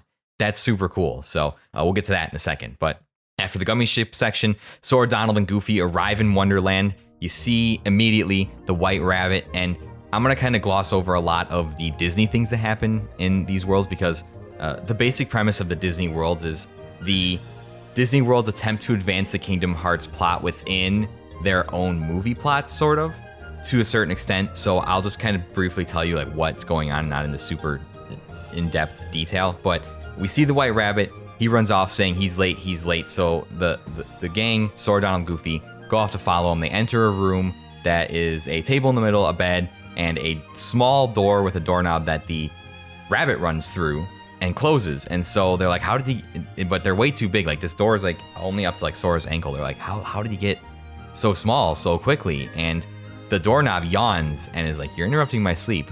Drink the bottle, you'll get smaller. And if you drink the bottle, you'll get smaller inside the bizarre room. You'll shrink down to the level as to like where the door is. Yeah, that's the level. You're basically a small person inside a giant room now. And I really like this room a lot because it serves as a central hub for Wonderland, and you enter at different various points. So like right now you're just on the floor, just seeing it from one perspective. But as you traverse through Wonderland, you rope back through this hub several times, and sometimes you're on the wall. Sometimes you're on the fireplace. Sometimes you're on the ceiling. So it depends like where you enter from. All parts of this room are utilized in the level somehow. It just depends on where you enter the room from. And it's really, really clever level design. I like it a lot. So you drink the potion, you get small, you fight some Heartless, you go through a hole in the wall, not the door in the wall. You have to slide the bed aside and go through a hole in the wall. You enter the Queen of Hearts court. If you've seen Alice in Wonderland, you know the cards with weapons, the Queen of Hearts. She's a real piece of work. She has Alice on trial, accusing her for attempted theft of her heart. And immediately, remember when I said back when Donald and Goofy were leaving the castle that it was very important that they not meddle in the affairs of other worlds. It's very, very important to not meddle in the affairs of other worlds. And Sora, God bless his heart, first thing he does, because he's such a good boy, rushes forward to meddle in the affairs of other worlds, telling the queen that it wasn't Alice, but they would bring her proof of who was trying to steal her heart. Sora obviously assuming that it's the Heartless. They say that's fine. Alice gets put in a cage. You have to go and gather the 4 or 5 pieces of evidence that are throughout the level. You go into the forest, meet the Cheshire Cat, who is just spouts cryptic nonsense bullshit about anything.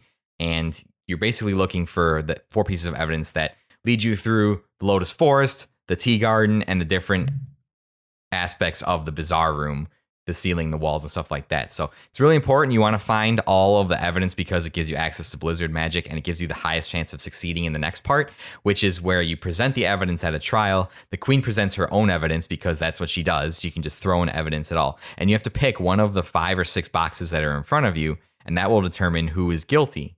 So this part can go very well or very poorly, because if you pick a box that contains a Heartless, then you have all access to Donald and Goofy for the next fight. If you pick Donald and Goofy, they get tied up. They get basically caged, and you have to do the next part yourself, which is a fight against all of the cards, and a tower with a wheel in it is which they use to wheel Alice's cage up to the ceiling, and you want to destroy the tower so you can get it back down. You want to definitely pick that Heartless box and not, because this fight can be a little bit tough when Donald and Goofy are involved.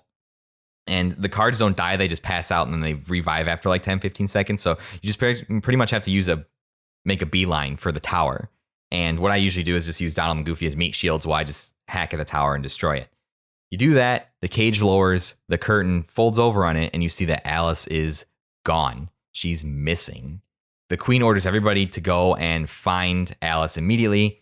So that's what you go to try to do. You run back into the forest. The cat comes and says he saw the shadows, blah, blah, blah, gives you a bunch of cryptic BS about that, and says you have to turn on lamps in order to reveal the shadows, which goes with this theme of you can't have darkness without the light.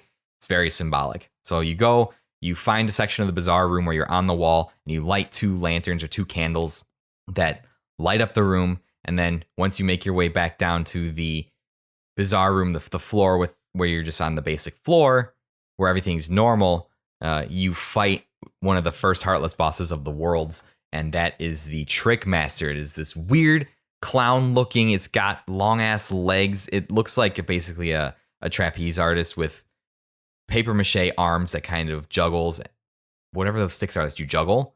I don't know the technical term for him, but he lights them on fire, can hit him with you. This boss is super annoying because you can only hit him like in the torso, and his legs are really long. So like you have to jump up and kind of get off one hits at him, kind of in the gooch crotch area, and you can jump up on the table and attack him that way. But this fight's super annoying. Donald died a bunch here. You don't have access via magic to healing. You only have access to healing with your items that you have, and you don't have a lot of money or items to start with. So this fight's kind of annoying. But you defeat the Heartless, and it goes away, and the doorknob wakes up and says, "You interrupted my nap." And as he yawns, you see the outline of a keyhole in his mouth. And the Keyblade seems to react, and it points itself at the keyhole, and a beam of light emits out of it, locking the keyhole inside the doorknob's mouth. That sentence sounds really, really bad.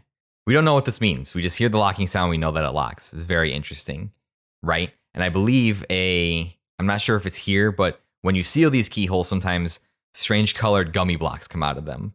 And we'll talk about these later. They'll play a little bit of a role in the story. That's basically the gist of what happens in Wonderland. The world ends on a kind of a cliffhanger. You don't know where Alice is. You're not going to find her here. So you don't really have the answer. So that's kind of one of the plot threads drawing you through the story is where is she? What happened to her? Again, Wonderland can kind of be overlooked because it happens so early in Kingdom Hearts. But I like this story a lot. And one of the things that you'll find as you play through these worlds is each world kind of has a theme on something to do with the heart. Wonderland's theme is based around the Queen of Hearts' fear that her heart could be taken. So what happens when what does a person act like when they jealously guard their heart and they're afraid to lose it? What do those motivations kind of look like? And when you start to look at that a little bit deeper, I like that storytelling, and it really gets you to think. We'll see in other worlds things to do with the heart and different kind of messages that really blend good with the Disney elements of this game. We leave Wonderland, and this is the part that kind of sucks about the Gummy Ship, is you can't just warp to the worlds you've been. You have to fly all the paths. So we go to the lower path next from Traverse Town, and this is the Olympus Coliseum. And this is not a very big world. This world's whole gimmick is to set up for basically the tournament, the games, side quest thing you can do in this game where you can fight different levels of tournaments and you get access to a bunch of really cool fights. That's this whole world's gimmick. There's a little bit of a story here though, because Hades is involved, obviously. Upon arrival to the Coliseum, we immediately encounter Phil, who mistakes Sora for Hercules, right? And one thing here, Phil, the famous goat trainer of Heroes from Hercules, famously voiced by Danny DeVito in the movies, unfortunately not voiced by Danny DeVito here, which would take this game from like a solid 7.5 to like a 10, if that was the case, obviously. He asks Sora to move this huge ass boulder because he's getting ready for the games, and Sora tries to move it and he goes, it's too heavy. And he's like, what do you mean it's too heavy? Because he thinks it's Hercules. He's like, when have you not been able to do this stuff? And he turns around and just sees that it's Sora, Donald, and Goofy. He's like, oh, these are the wrong people. So Phil basically explains, this is the Coliseum. He doesn't have time to deal with them. He's got to get this place trooped up for the games. The games are world famous. Heroes from all over come to fight dangerous monsters for the crowd. It's very Roman Empire-esque if you think about it. And of course, Sora hears this and he's like, yo, I want to go. I want to participate in the games because it's Sora. He wants to prove himself. And he has a positive attitude about literally everything. And Phil's like, no, you can't participate. They ask why. And Phil goes to his famous movie trope where he says 2 words. You guys ain't heroes, which is like 5 or 6 words, right? So you go to leave. And this is where fucking Hades decides to intervene. So Hades basically tells Sora, he's pretty stubborn, but hey, here. And he conjures up a pass to participate in the games and says, take this, you can participate in the games. And then just walks away and says he's pulling for Sora. He's rooting for him. And you go and give this to Phil, and Phil accepts it with no questions asked. He's just like, where did you get this? That's mysterious. I saw you 5 seconds ago and you didn't have this. Now you have it? Sure, like, let's go. Let's figure this stuff out. So we basically have like a mock games, right? And we have the preliminaries, which is just waves of Heartless that we've already fought, which begs the question, how did they capture all the Heartless for these games? I don't really know. How did these, when you think monsters, you think like monsters they've captured. So the Heartless have to come from somewhere. I don't really know. After the first round, we get a cutscene and a mysterious figure walks in. A blonde, spiky-haired warrior, looking fresh from his visit to Hot Topic. The claws, the Batwing, the bandaged sword, the belts, Vincent's gauntlets. Looks straight out of a My Chemical Romance music video. It's Cloud. Cloud from Final Fantasy VII. And again, I didn't appreciate this at the time because I didn't play Final Fantasy VII before I played Kingdom Hearts. But I have to imagine that this is the first time. This was before the Final Fantasy VII Extended Universe. This was really the first time that we saw these characters outside of their Final Fantasy games. And Phil's like, that guy's gonna be a problem. So we fight a few more waves and we get another cutscene of Hades in the shadows with Cloud. And we find out during their conversation that Cloud has entered into agreement with Hades to kill Hercules for something. Cloud is looking for something he thinks that Hades can help him find. He made a deal, but Hades is like, hey, you have to kill Hercules. So then he wants Cloud to kill Sora as well. And Cloud's like, what? No, I only agreed. It was only Hercules. It was the only deal we made in it. That little punk is your next opponent, okay? Now don't blow it. Just take him out. The great god of the underworld is afraid of a kid? Sorry, but my contract says... I know! You think I don't know? I wrote the contract! I know it says you're only required to kill Hercules in this tournament. But you gotta fight that kid to get to him. Come on.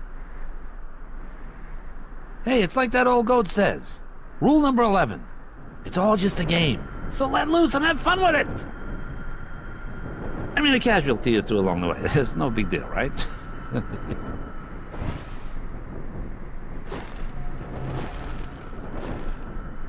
Jeez. Stiffer than the stiffs back home. Still, suckers like him are hard to come by.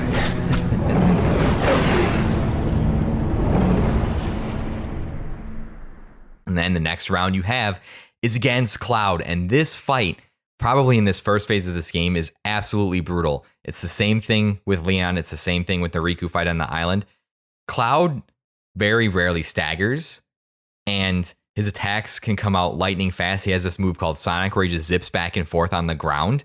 His attacks are very strong if you're not leveled in any kind of way. So this fight is absolutely brutal, and Cloud fucking murders the hell out of Donald Duck. Just absolutely wrecks him. It's ridiculous. But you do defeat Cloud, and as we defeat Cloud, of course Hades has to intervene, and Cerberus, the watchdog of the underworld, basically curb stomps Cloud and just crushes him, right? But as Cerberus is about to finish all them off, Hercules arrives and stops Cerberus from killing them all. Enough time for Phil, Sora, Donald, and Goofy to get out of there. They're kind of in the waiting room of the Colosseum, and Sora decides he has to go back in and help Hercules, who is up against the wall carrying an unconscious Cloud on his back, and you jump in and you fight Cerberus. So you have a very hard Cloud fight with back-to-back with a pretty difficult Cerberus fight if you're utilizing just the hack and slash method of playing this game, because Cerberus has a lot of attacks that you can deflect back at him if you time it right, make the fight a little bit easier, and can kind of stagger him and give you some free hits. That's the advantage of the tech point system. But of course, you just want to go ham and hammer on the X button and just button mash your way through it, right? Very cool fight. It's awesome. Like, fighting these iconic Disney characters is really cool. It's something that's you think might be a little bit strange, but it works fairly well. And Sora defeats Cerberus and allows Hercules to get Cloud out of there. At the end of this fight, we get a cutscene where Sora, Donald, and Goofy are standing before Phil and Hercules, and Phil dubs them junior heroes, quote unquote junior heroes, to which Donald takes offense, and Phil tells them that they don't have what it takes to be a real hero yet. And if you remember, that's the whole premise of the Hercules movie. It's like, what does it mean to be a real hero? That's what Hercules was training to do, so you could rejoin the gods up on Olympus. What does it mean to be a real hero? And of course, we know in that movie, Zeus famously says a hero isn't measured by the size of like his strength, but by the size of his heart, connecting once again to the theme of hearts in this game. But Sora and Donald and Goofy obviously have to discover that the way Hercules did. After that, we get to talk with Cloud, and this is probably the first time that Cloud has been voice acted in a video game. So you talk to Cloud, and Cloud reveals that he made a deal with Hades because he was looking for someone, and that Hades promised to help. Hey, are you alright? Yeah. So, why did you go along with him anyway? I'm looking for someone. Hades promised to help. I tried to exploit the power of darkness, but it backfired. I fell into darkness, and I couldn't find the light. You'll find it. I'm searching too. For your light?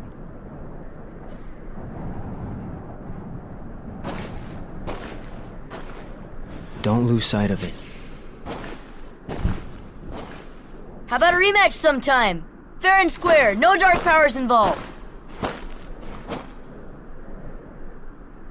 I think I'll pass.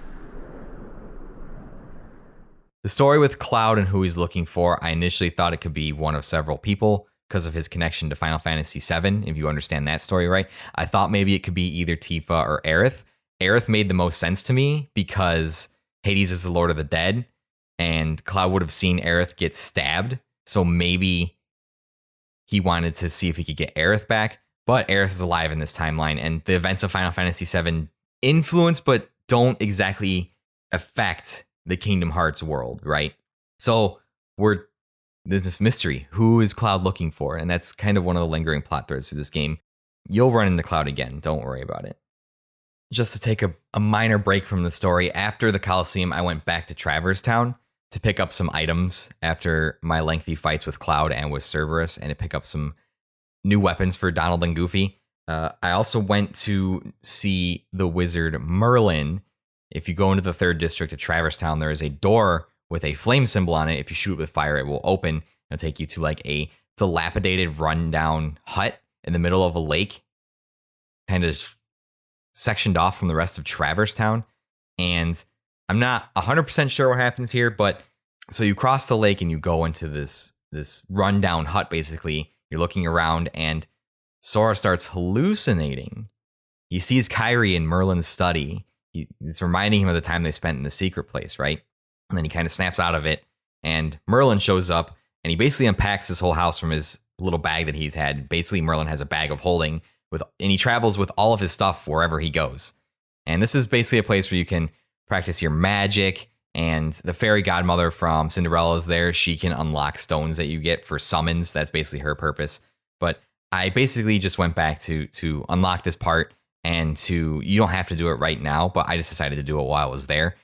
Mainly, I took a detour to get items and weapons. So the next place we go after Coliseum is the Deep Jungle. It is the Tarzan level. So you fly there, do the gummy ship, you fly there, and we get a little cutscene in the gummy ship before you land while you're flying in front of the world. Sora says get ready to land. Donald says, no way. There's no way the king is in this backwater place. And Sora argues, well, my friends might be there. I want to go down there and look. The ship kind of jostles to indicate a struggle of control. They fly towards the world, and you get a cutscene.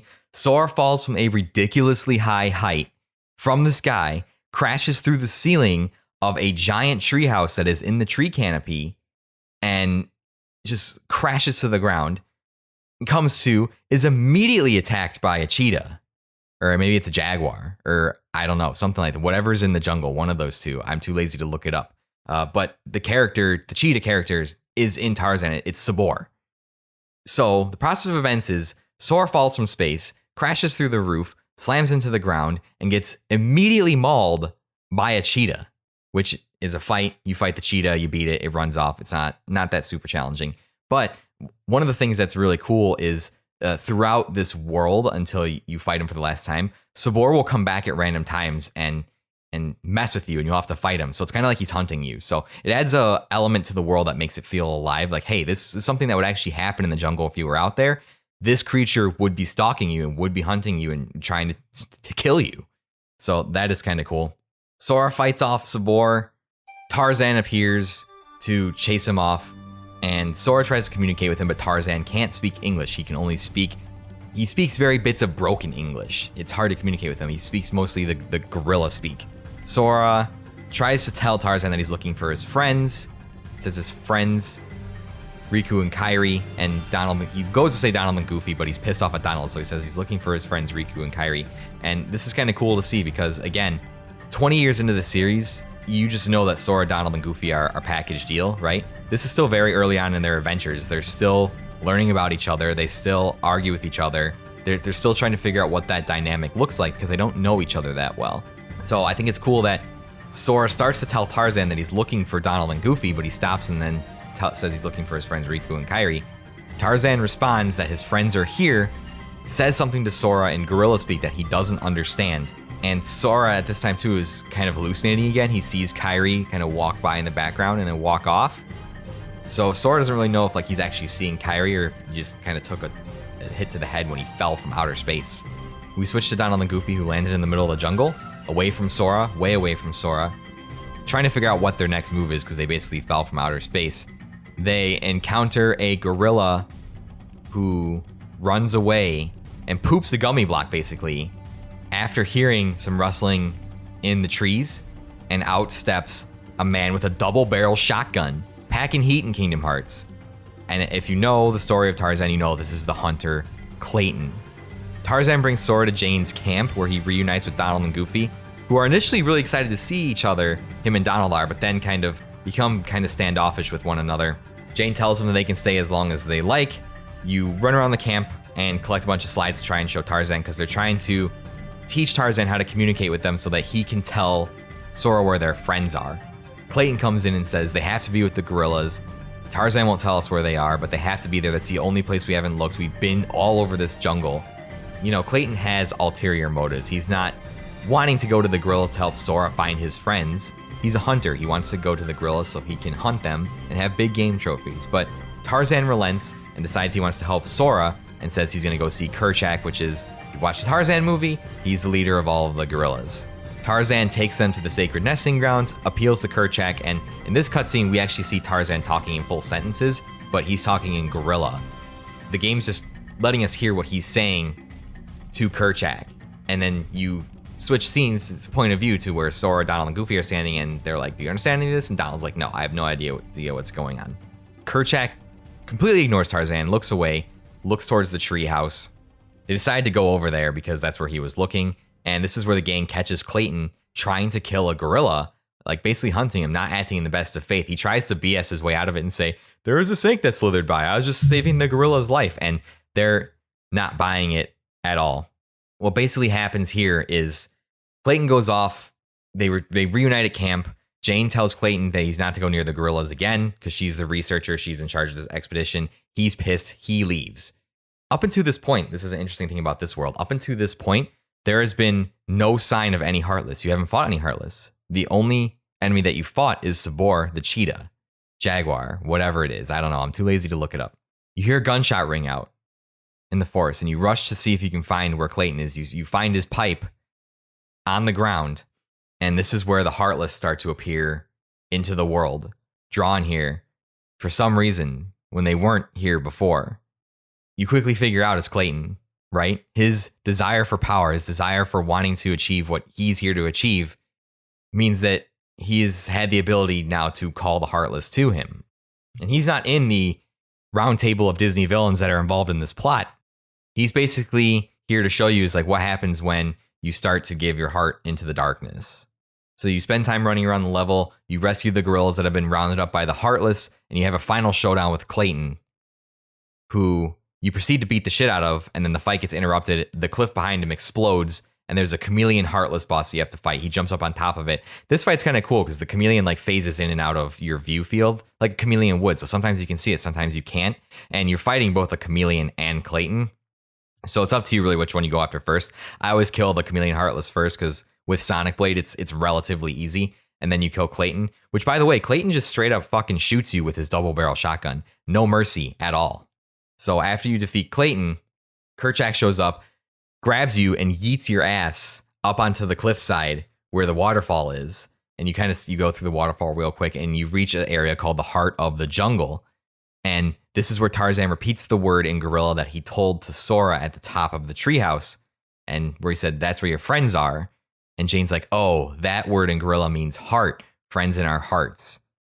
And Sora's obviously let down, even though he knows that's true. He was hoping that his friends would be in an actual physical location. But it turns out there's another mysterious keyhole in this location. So they seal the keyhole in the deep jungle and are able to move on from their journey. And another mysterious, I don't know if it's here or if it's in the Wonderland, but a gummy comes out of the wormhole. You also get a keychain, the first for your Keyblade, called the Jungle Key. And the Keyblade has the ability to transform based on the keychains that are equipped to it. It's basically the equivalent of getting other weapons. So the Jungle Key obviously looks very much like a jungle. There's bone and jungle and that kind of theme to it. If you want to, I'm not going to explain the weapon to you. Just look it up if you want to see it. So it's obviously a more powerful form of the original Kingdom Key, which is the original form of the Keyblade. After this, we cut back to a scene with the Disney villains. They're watching what's happening in these worlds as Sora, Donald, and Goofy are adventuring through them. They discuss how prior to Clayton's desires and his lust for power, that there were no Heartless in the deep jungle world.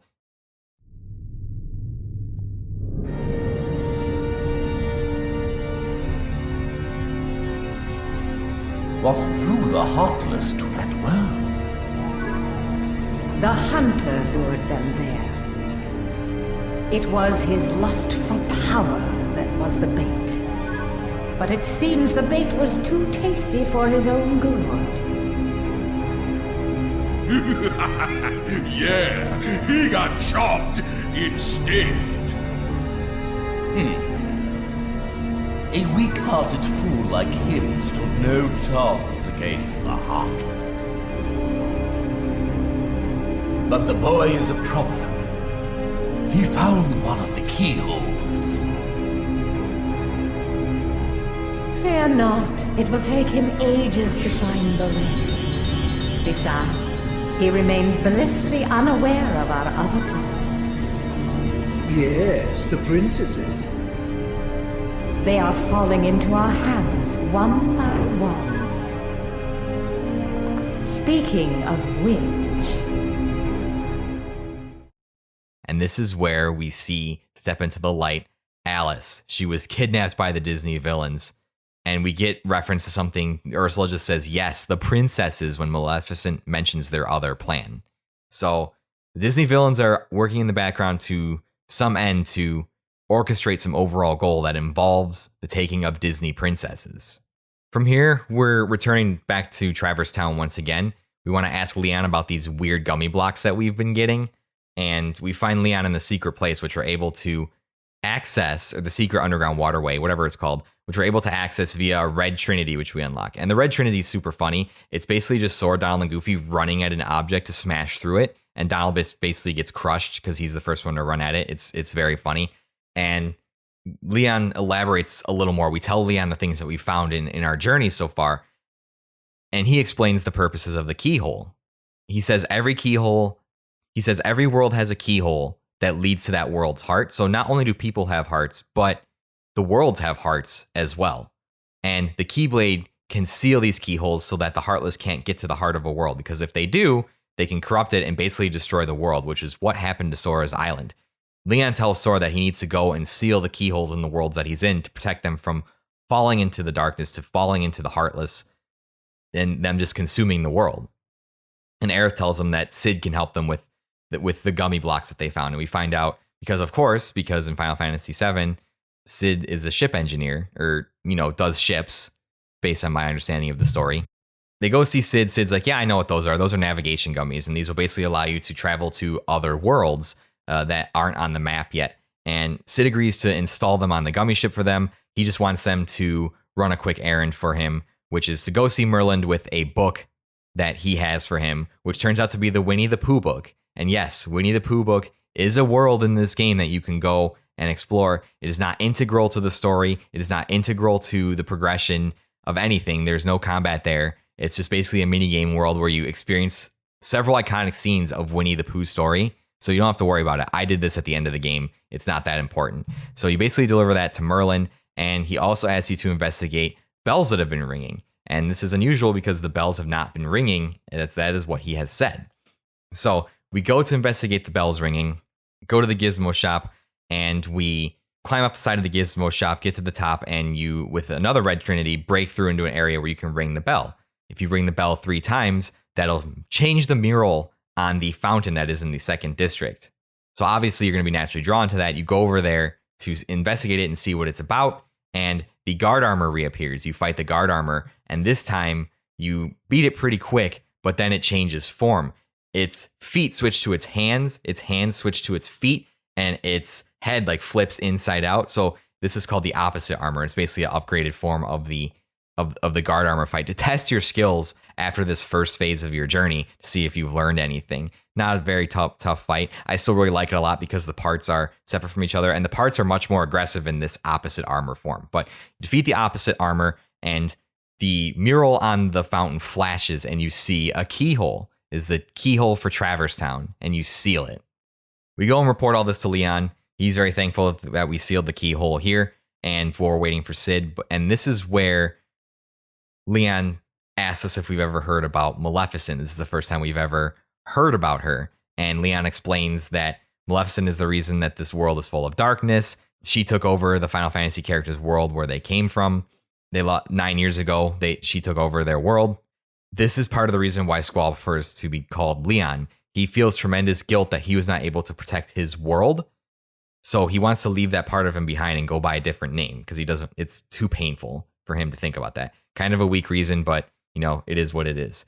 then we get explained that Ansem was their leader, and his report that he was putting together on his research should help them get rid of the Heartless. So now we have another thing that we're looking for in addition to our travels is the Ansem report, the keyholes, and obviously we're still looking for all of our friends and the king.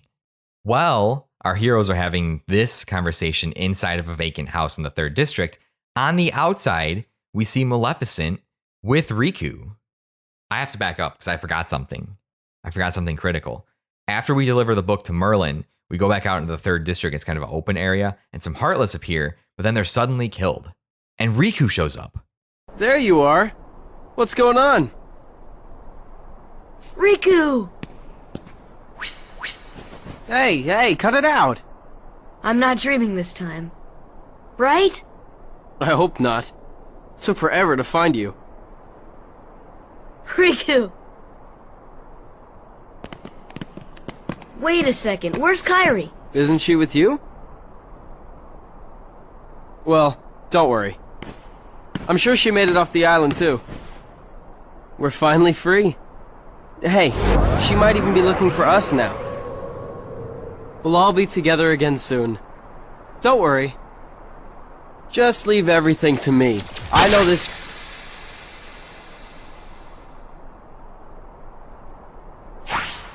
Leave it to who? Sora, what did you...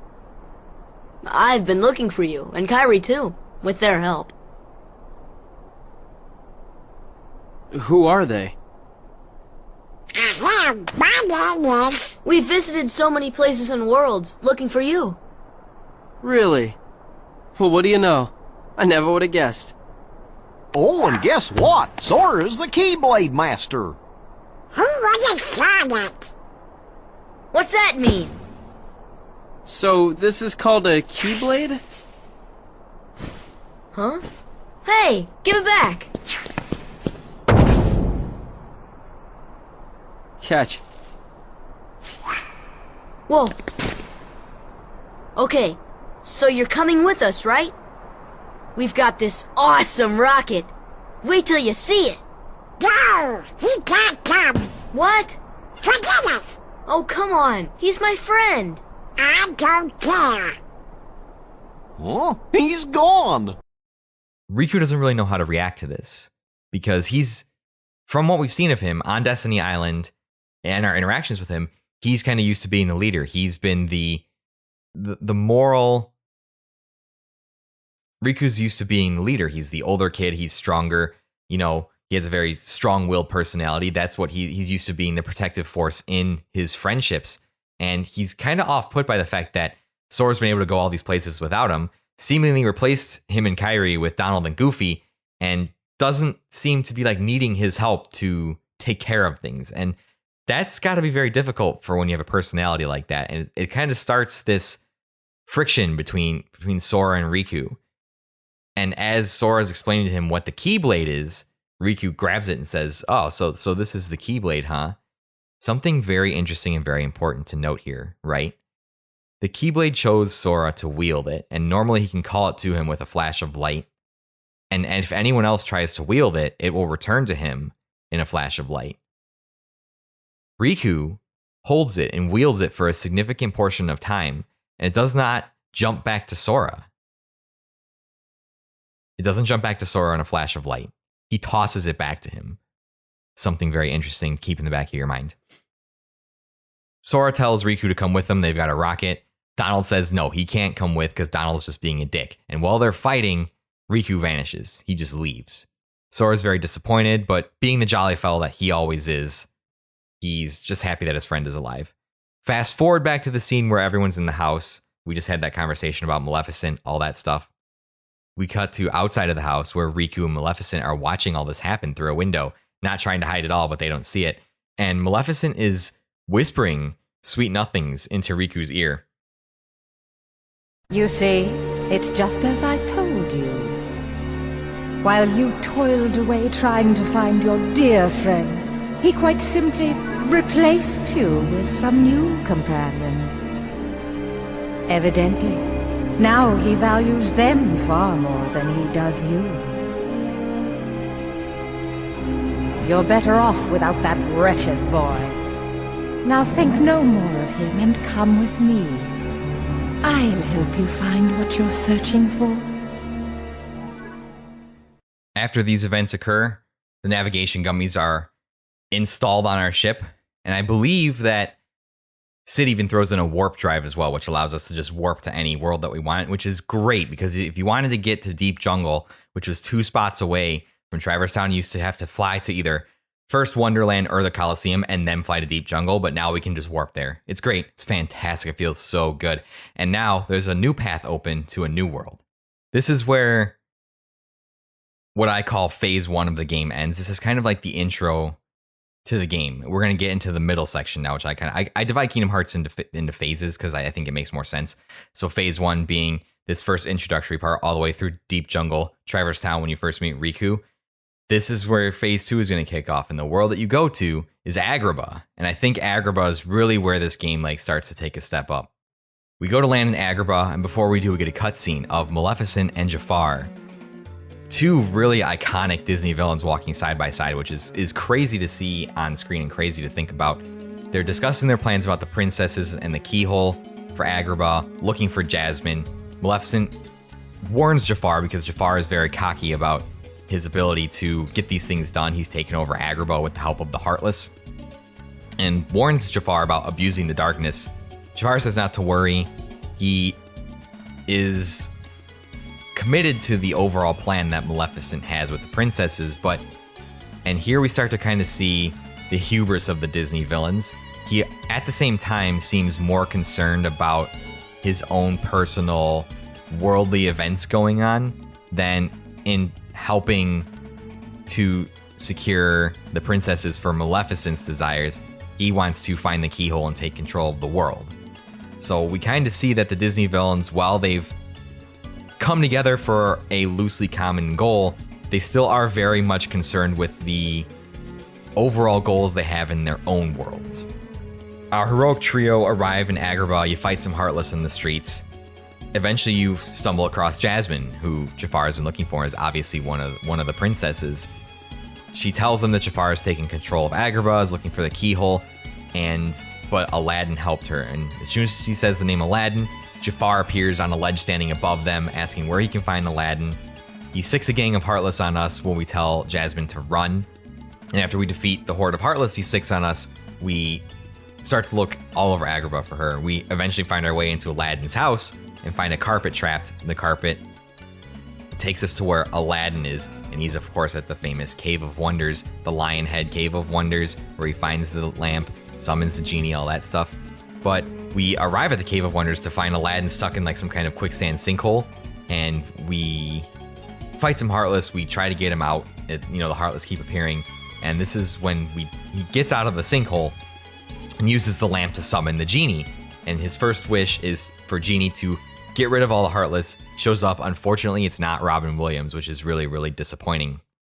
Genie shows up, gets rid of all the Heartless, and after the guys kind of catch up, we get a scene. We're flying back to Agrabah on the carpet, talking about how Aladdin feels about Jasmine, how he wants to use one of his wishes from the genie to become a prince so that he can marry her.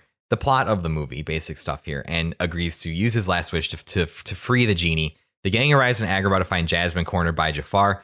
Aladdin tries to use the lamp once again to help her, but Iago steals the lamp, Jafar's parrot friend, and gives it to Jafar, meaning that Aladdin's wish was canceled. So Jasmine is thrown into a pot, and you fight a Heartless called a pot centipede, which is 2 ends of a bug that are and the body is consistent all these pots, and you have to fight it. Upon defeating it, Jafar laughs in a disembodied voice, and now the chase is on back to the Cave of Wonders, where you literally just came from. When you go back there, you have to fight the giant lion-headed cave entrance, which has been possessed by the darkness, and this fight is really, really super annoying because you have to attack his eyes, and the only way to do it is to get on his head, and he shakes his head all around, and there are Heartless constantly attacking you. But once you defeat it, you can go in there, you explore the Cave of Wonders. You know how it is from the movie. There's slight puzzle elements to get into where you need to get to, and it turns out that the keyhole chamber is in the Cave of Wonders. Jafar uses one of his wishes to have Genie reveal to him the location of the keyhole. And once you get into the lamp chamber, You corner Jafar, and this is where the fight takes place. One interesting thing, so first of all, this Jafar fight is super annoying because he flies around everywhere at a really high altitude, and there's basically this room, the lamp chamber, is absolutely enormous. There's platforms on each of the 4 cardinal directions, basically, and maybe some in between that you have to run to, jump up, and then you can attack him. If Jafar's floating around, just stops in the middle between 2 platforms, there's nothing you can do about it. Like, you can maybe jump and get to him, but it's really hard. It's really impossible. But one of the things that Jafar does is he uses one of his wishes and commands Genie to crush them. And I think this is kind of funny because throughout the fight, Genie does try to attack you, but whenever he gets up to you, he like holds his hand in front of his face and goes to punch and misses, or he actively tries to be so bad at attacking you, because this is something I really like too, because if you know about Genie mythology, one of the things that you're always told is you have to word your wishes very carefully. Otherwise, genies are incentivized to like screw you over with your wishes. So Jafar just says Genie crush them, and it's a very vague wish that Genie can choose to interpret however he wants as long as he succeeds. So it does not matter how long it takes him to crush them as long as he eventually does it, which I think is hilarious. So you defeat Jafar. He makes his last wish out of desperation, which is for him to be an all-powerful genie, just like in the movie. The floor collapses and you go into a lava cavern underground to fight Genie Jafar, even though you're not really fighting him.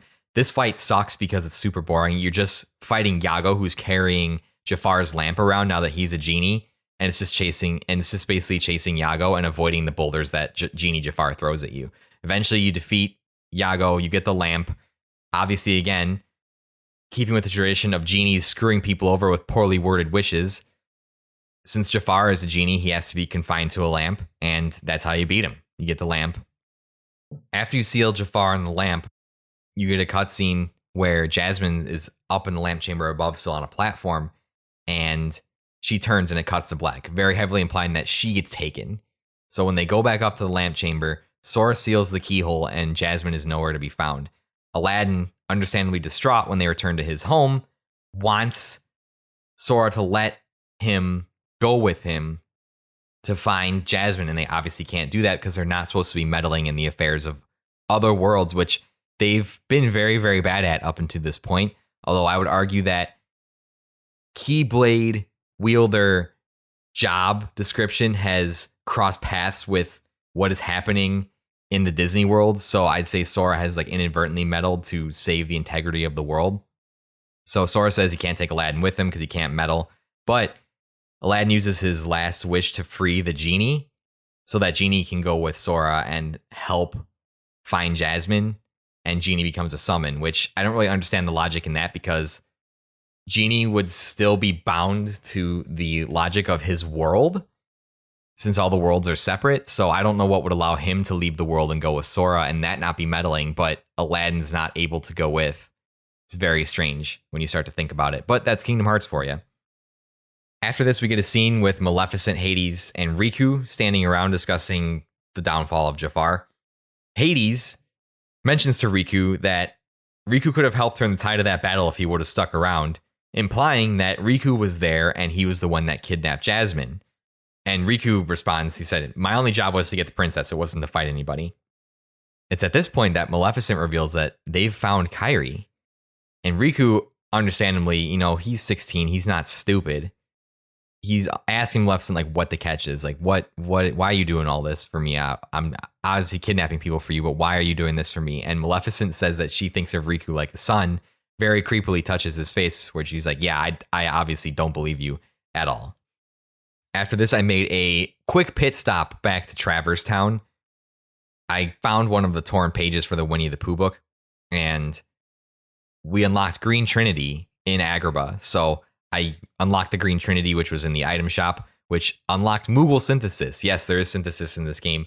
The enemies you defeat can drop synthesis materials, and you can craft powerful weapons and armor from the Moogles, which I was in Final Fantasy IX. I don't remember if it was in 8 or 7 because my mind is blanking, but synthesis was a big part of Final Fantasy IX and how you got some of the ultimate weapons from that game. So I went back to unlock that, and I stopped by the Dalmatians house, the 101 Dalmatians. Throughout your journey, if you're unlocking chests, the 99 Dalmatians, their world was destroyed. The puppies were scattered to all the different worlds. So you have to find them and return them to Pongo and Perdita, who are in Traverse Town. And every so many that you return to them, they give you a reward. They give you items. They give you gummy ship blocks, which fantastic. I'm glad that Dalmatians are giving me space parts for my rocket. That's absolutely fantastic. So did a little bit of just side stuff in Traverse Town there. Stop by there real quick since it's easy to warp. Got some more items. And we're on to the next world. We have a choice of 2 paths. We can go one of 2 ways. It doesn't matter which way you go because about halfway through your next gummy journey to the next world, something big shows up on the radar. And a fucking giant space whale comes out of nowhere, does a U-turn, and swallows you. Turns out this is the whale Monstro from Pinocchio. Pinocchio's world being destroyed, so the whale is stuck in space, obviously. After Monstro swallows the ship, we get a flashback scene to Destiny Island with a younger Sora and a younger Riku. Younger Sora has told Riku that they heard a monster in the secret place they are going to investigate. In reality, it was just the wind blowing through a hole in the ceiling. This is where they discover the wooden door that it was supposedly the heart of all worlds or whatever. After discovering there was no monster in the secret place, Riku suggests that they should go and visit the new girl who arrived on the island. I wonder who that could be. So as you wake up, you discover Geppetto and Pinocchio. You know the story. They were swallowed by the whale. Their world got destroyed, so now the whale is just traveling in space with them inside of it. They're stuck, and they start to talk about Pinocchio. Pinocchio wanders off because he sees a mysterious but familiar figure off in the distance of Monstro's bowels or guts or whatever it is that he's in. So Pinocchio wanders off, and you have to go find him. You give chase, and you find that it was Riku that Pinocchio saw. He's here in the whale for some reason, and Riku is a lot more aggressive towards Sora during this meeting. He straight up taunts Sora. But Sora, I thought you liked games. Or are you too cool to play them now that you have the Keyblade? Riku? What are you doing here? Just playing with Pinocchio. You know what I mean. What about Kairi? Did you find her? Maybe. Catch us, and maybe I'll tell you what I know. Come on! We finally catch up with Riku, and Sora, having looked up to his friend for his whole life, challenges Riku and asks him why he's doing this. And Riku basically accuses Sora of forgetting about him and Kairi, only caring about running around with the Keyblade, and they're kind of having this argument. And this argument is interrupted by Pinocchio screaming, and they run into one of the Monstro chambers, is his bowels or something, where it appears that Pinocchio is caught inside of the stomach of a giant parasite. It's called the Parasite Cage Heartless. And I get big Final Fantasy IX vibes from this fight because something very similar happens in the Dark Forest where Garnet and Vivi get captured in like a plant's like head cage thing. It's very cool. It's big FF9 vibes for sure. So after defeating the Heartless, it spits Pinocchio out into an orifice that appears in the ground. And the water level in Monstro's mouth drops drastically, so we're able to access the upper level of this level because of the water level went down. Riku has an unconscious Pinocchio as Geppetto pleads with Riku to give him back. And Riku tells Geppetto that Pinocchio is interesting because he is a puppet, but has a heart, and is interested that this could help someone who has lost their heart, that he knows. We finally pick up High Jump, which enables us to get through a lot of the more platforming challenges. We encounter Riku and Pinocchio again in the stomach. Hey!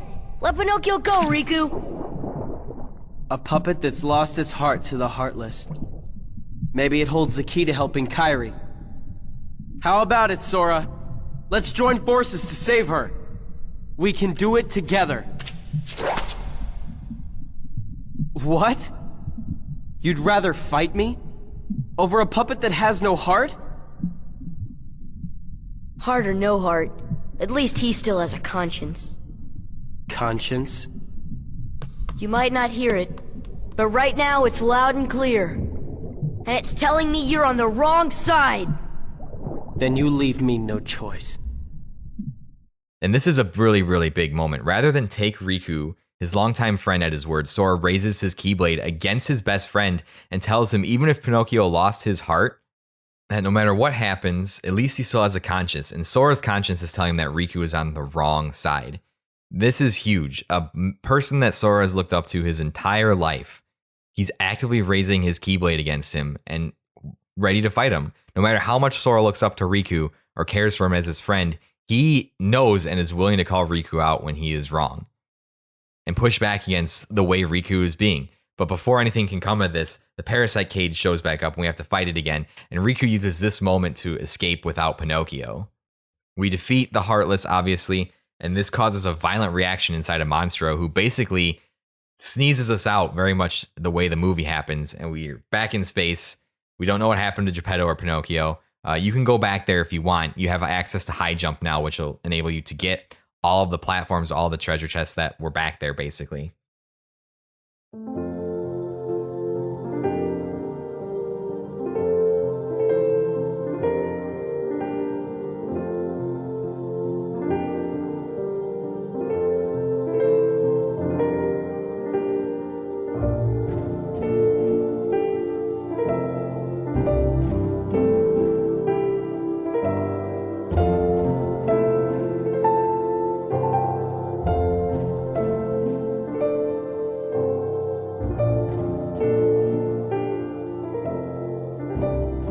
All right, everybody, that is actually going to wrap up this first part of Kingdom Hearts 1. I know this might come as a little bit of an abrupt / surprising ending to this episode, because when I originally decided to do this concept to go through the entire story of Kingdom Hearts, I wanted to do one episode per game.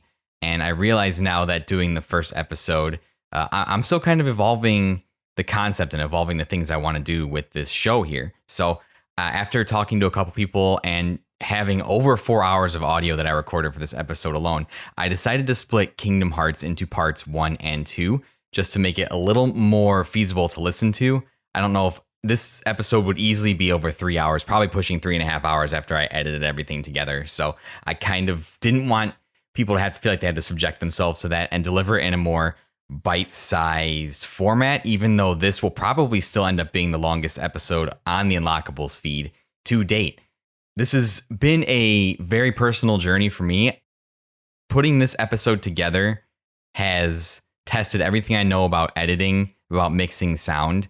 I've really utilized all of the skills that I've learned podcasting throughout the years to put this episode together, and I hope that the love and care I put into it really shows. I think going forward, though, I'm going to have to figure out a better way to go about doing these. I think I might take a more scripted approach to try and just cut down on the amount of information that I'm relaying. After I recorded these, and I actually recorded these in 4 1-hour sessions just because I was getting so burnt out on recording them, I kind of realized that I was trying to convey too much information, and I wasn't really distilling the information down to what I thought everybody needed to hear from the game. So going forward, starting with Chain of Memories, going into 2, I'm going to figure out a way to be more concise and cherry pick the information that I want to convey to everybody. I feel like the information in the Disney worlds doesn't necessarily need to be heard in its entirety. I think we might try and go that route. I might try and script a little more things and just identify a little more what information I want to convey to you guys, because this got long, it got unwieldy, it got out of hand. Like I said, it ended up being 4 hours of audio. I had 38 pages of notes. It got out of hand really quick just because I was so passionate. I wanted to include and talk about everything, but that's not the point of the show. And I don't think that you guys could listen to me talk for 3.5 hours about Donald Duck being a wizard. So that's kind of my thought process. This is going to be the end of part 1 of Kingdom Hearts 1. Part 2 will be out next week, and I will finish up the story there, and then we'll move on to the rest of the series.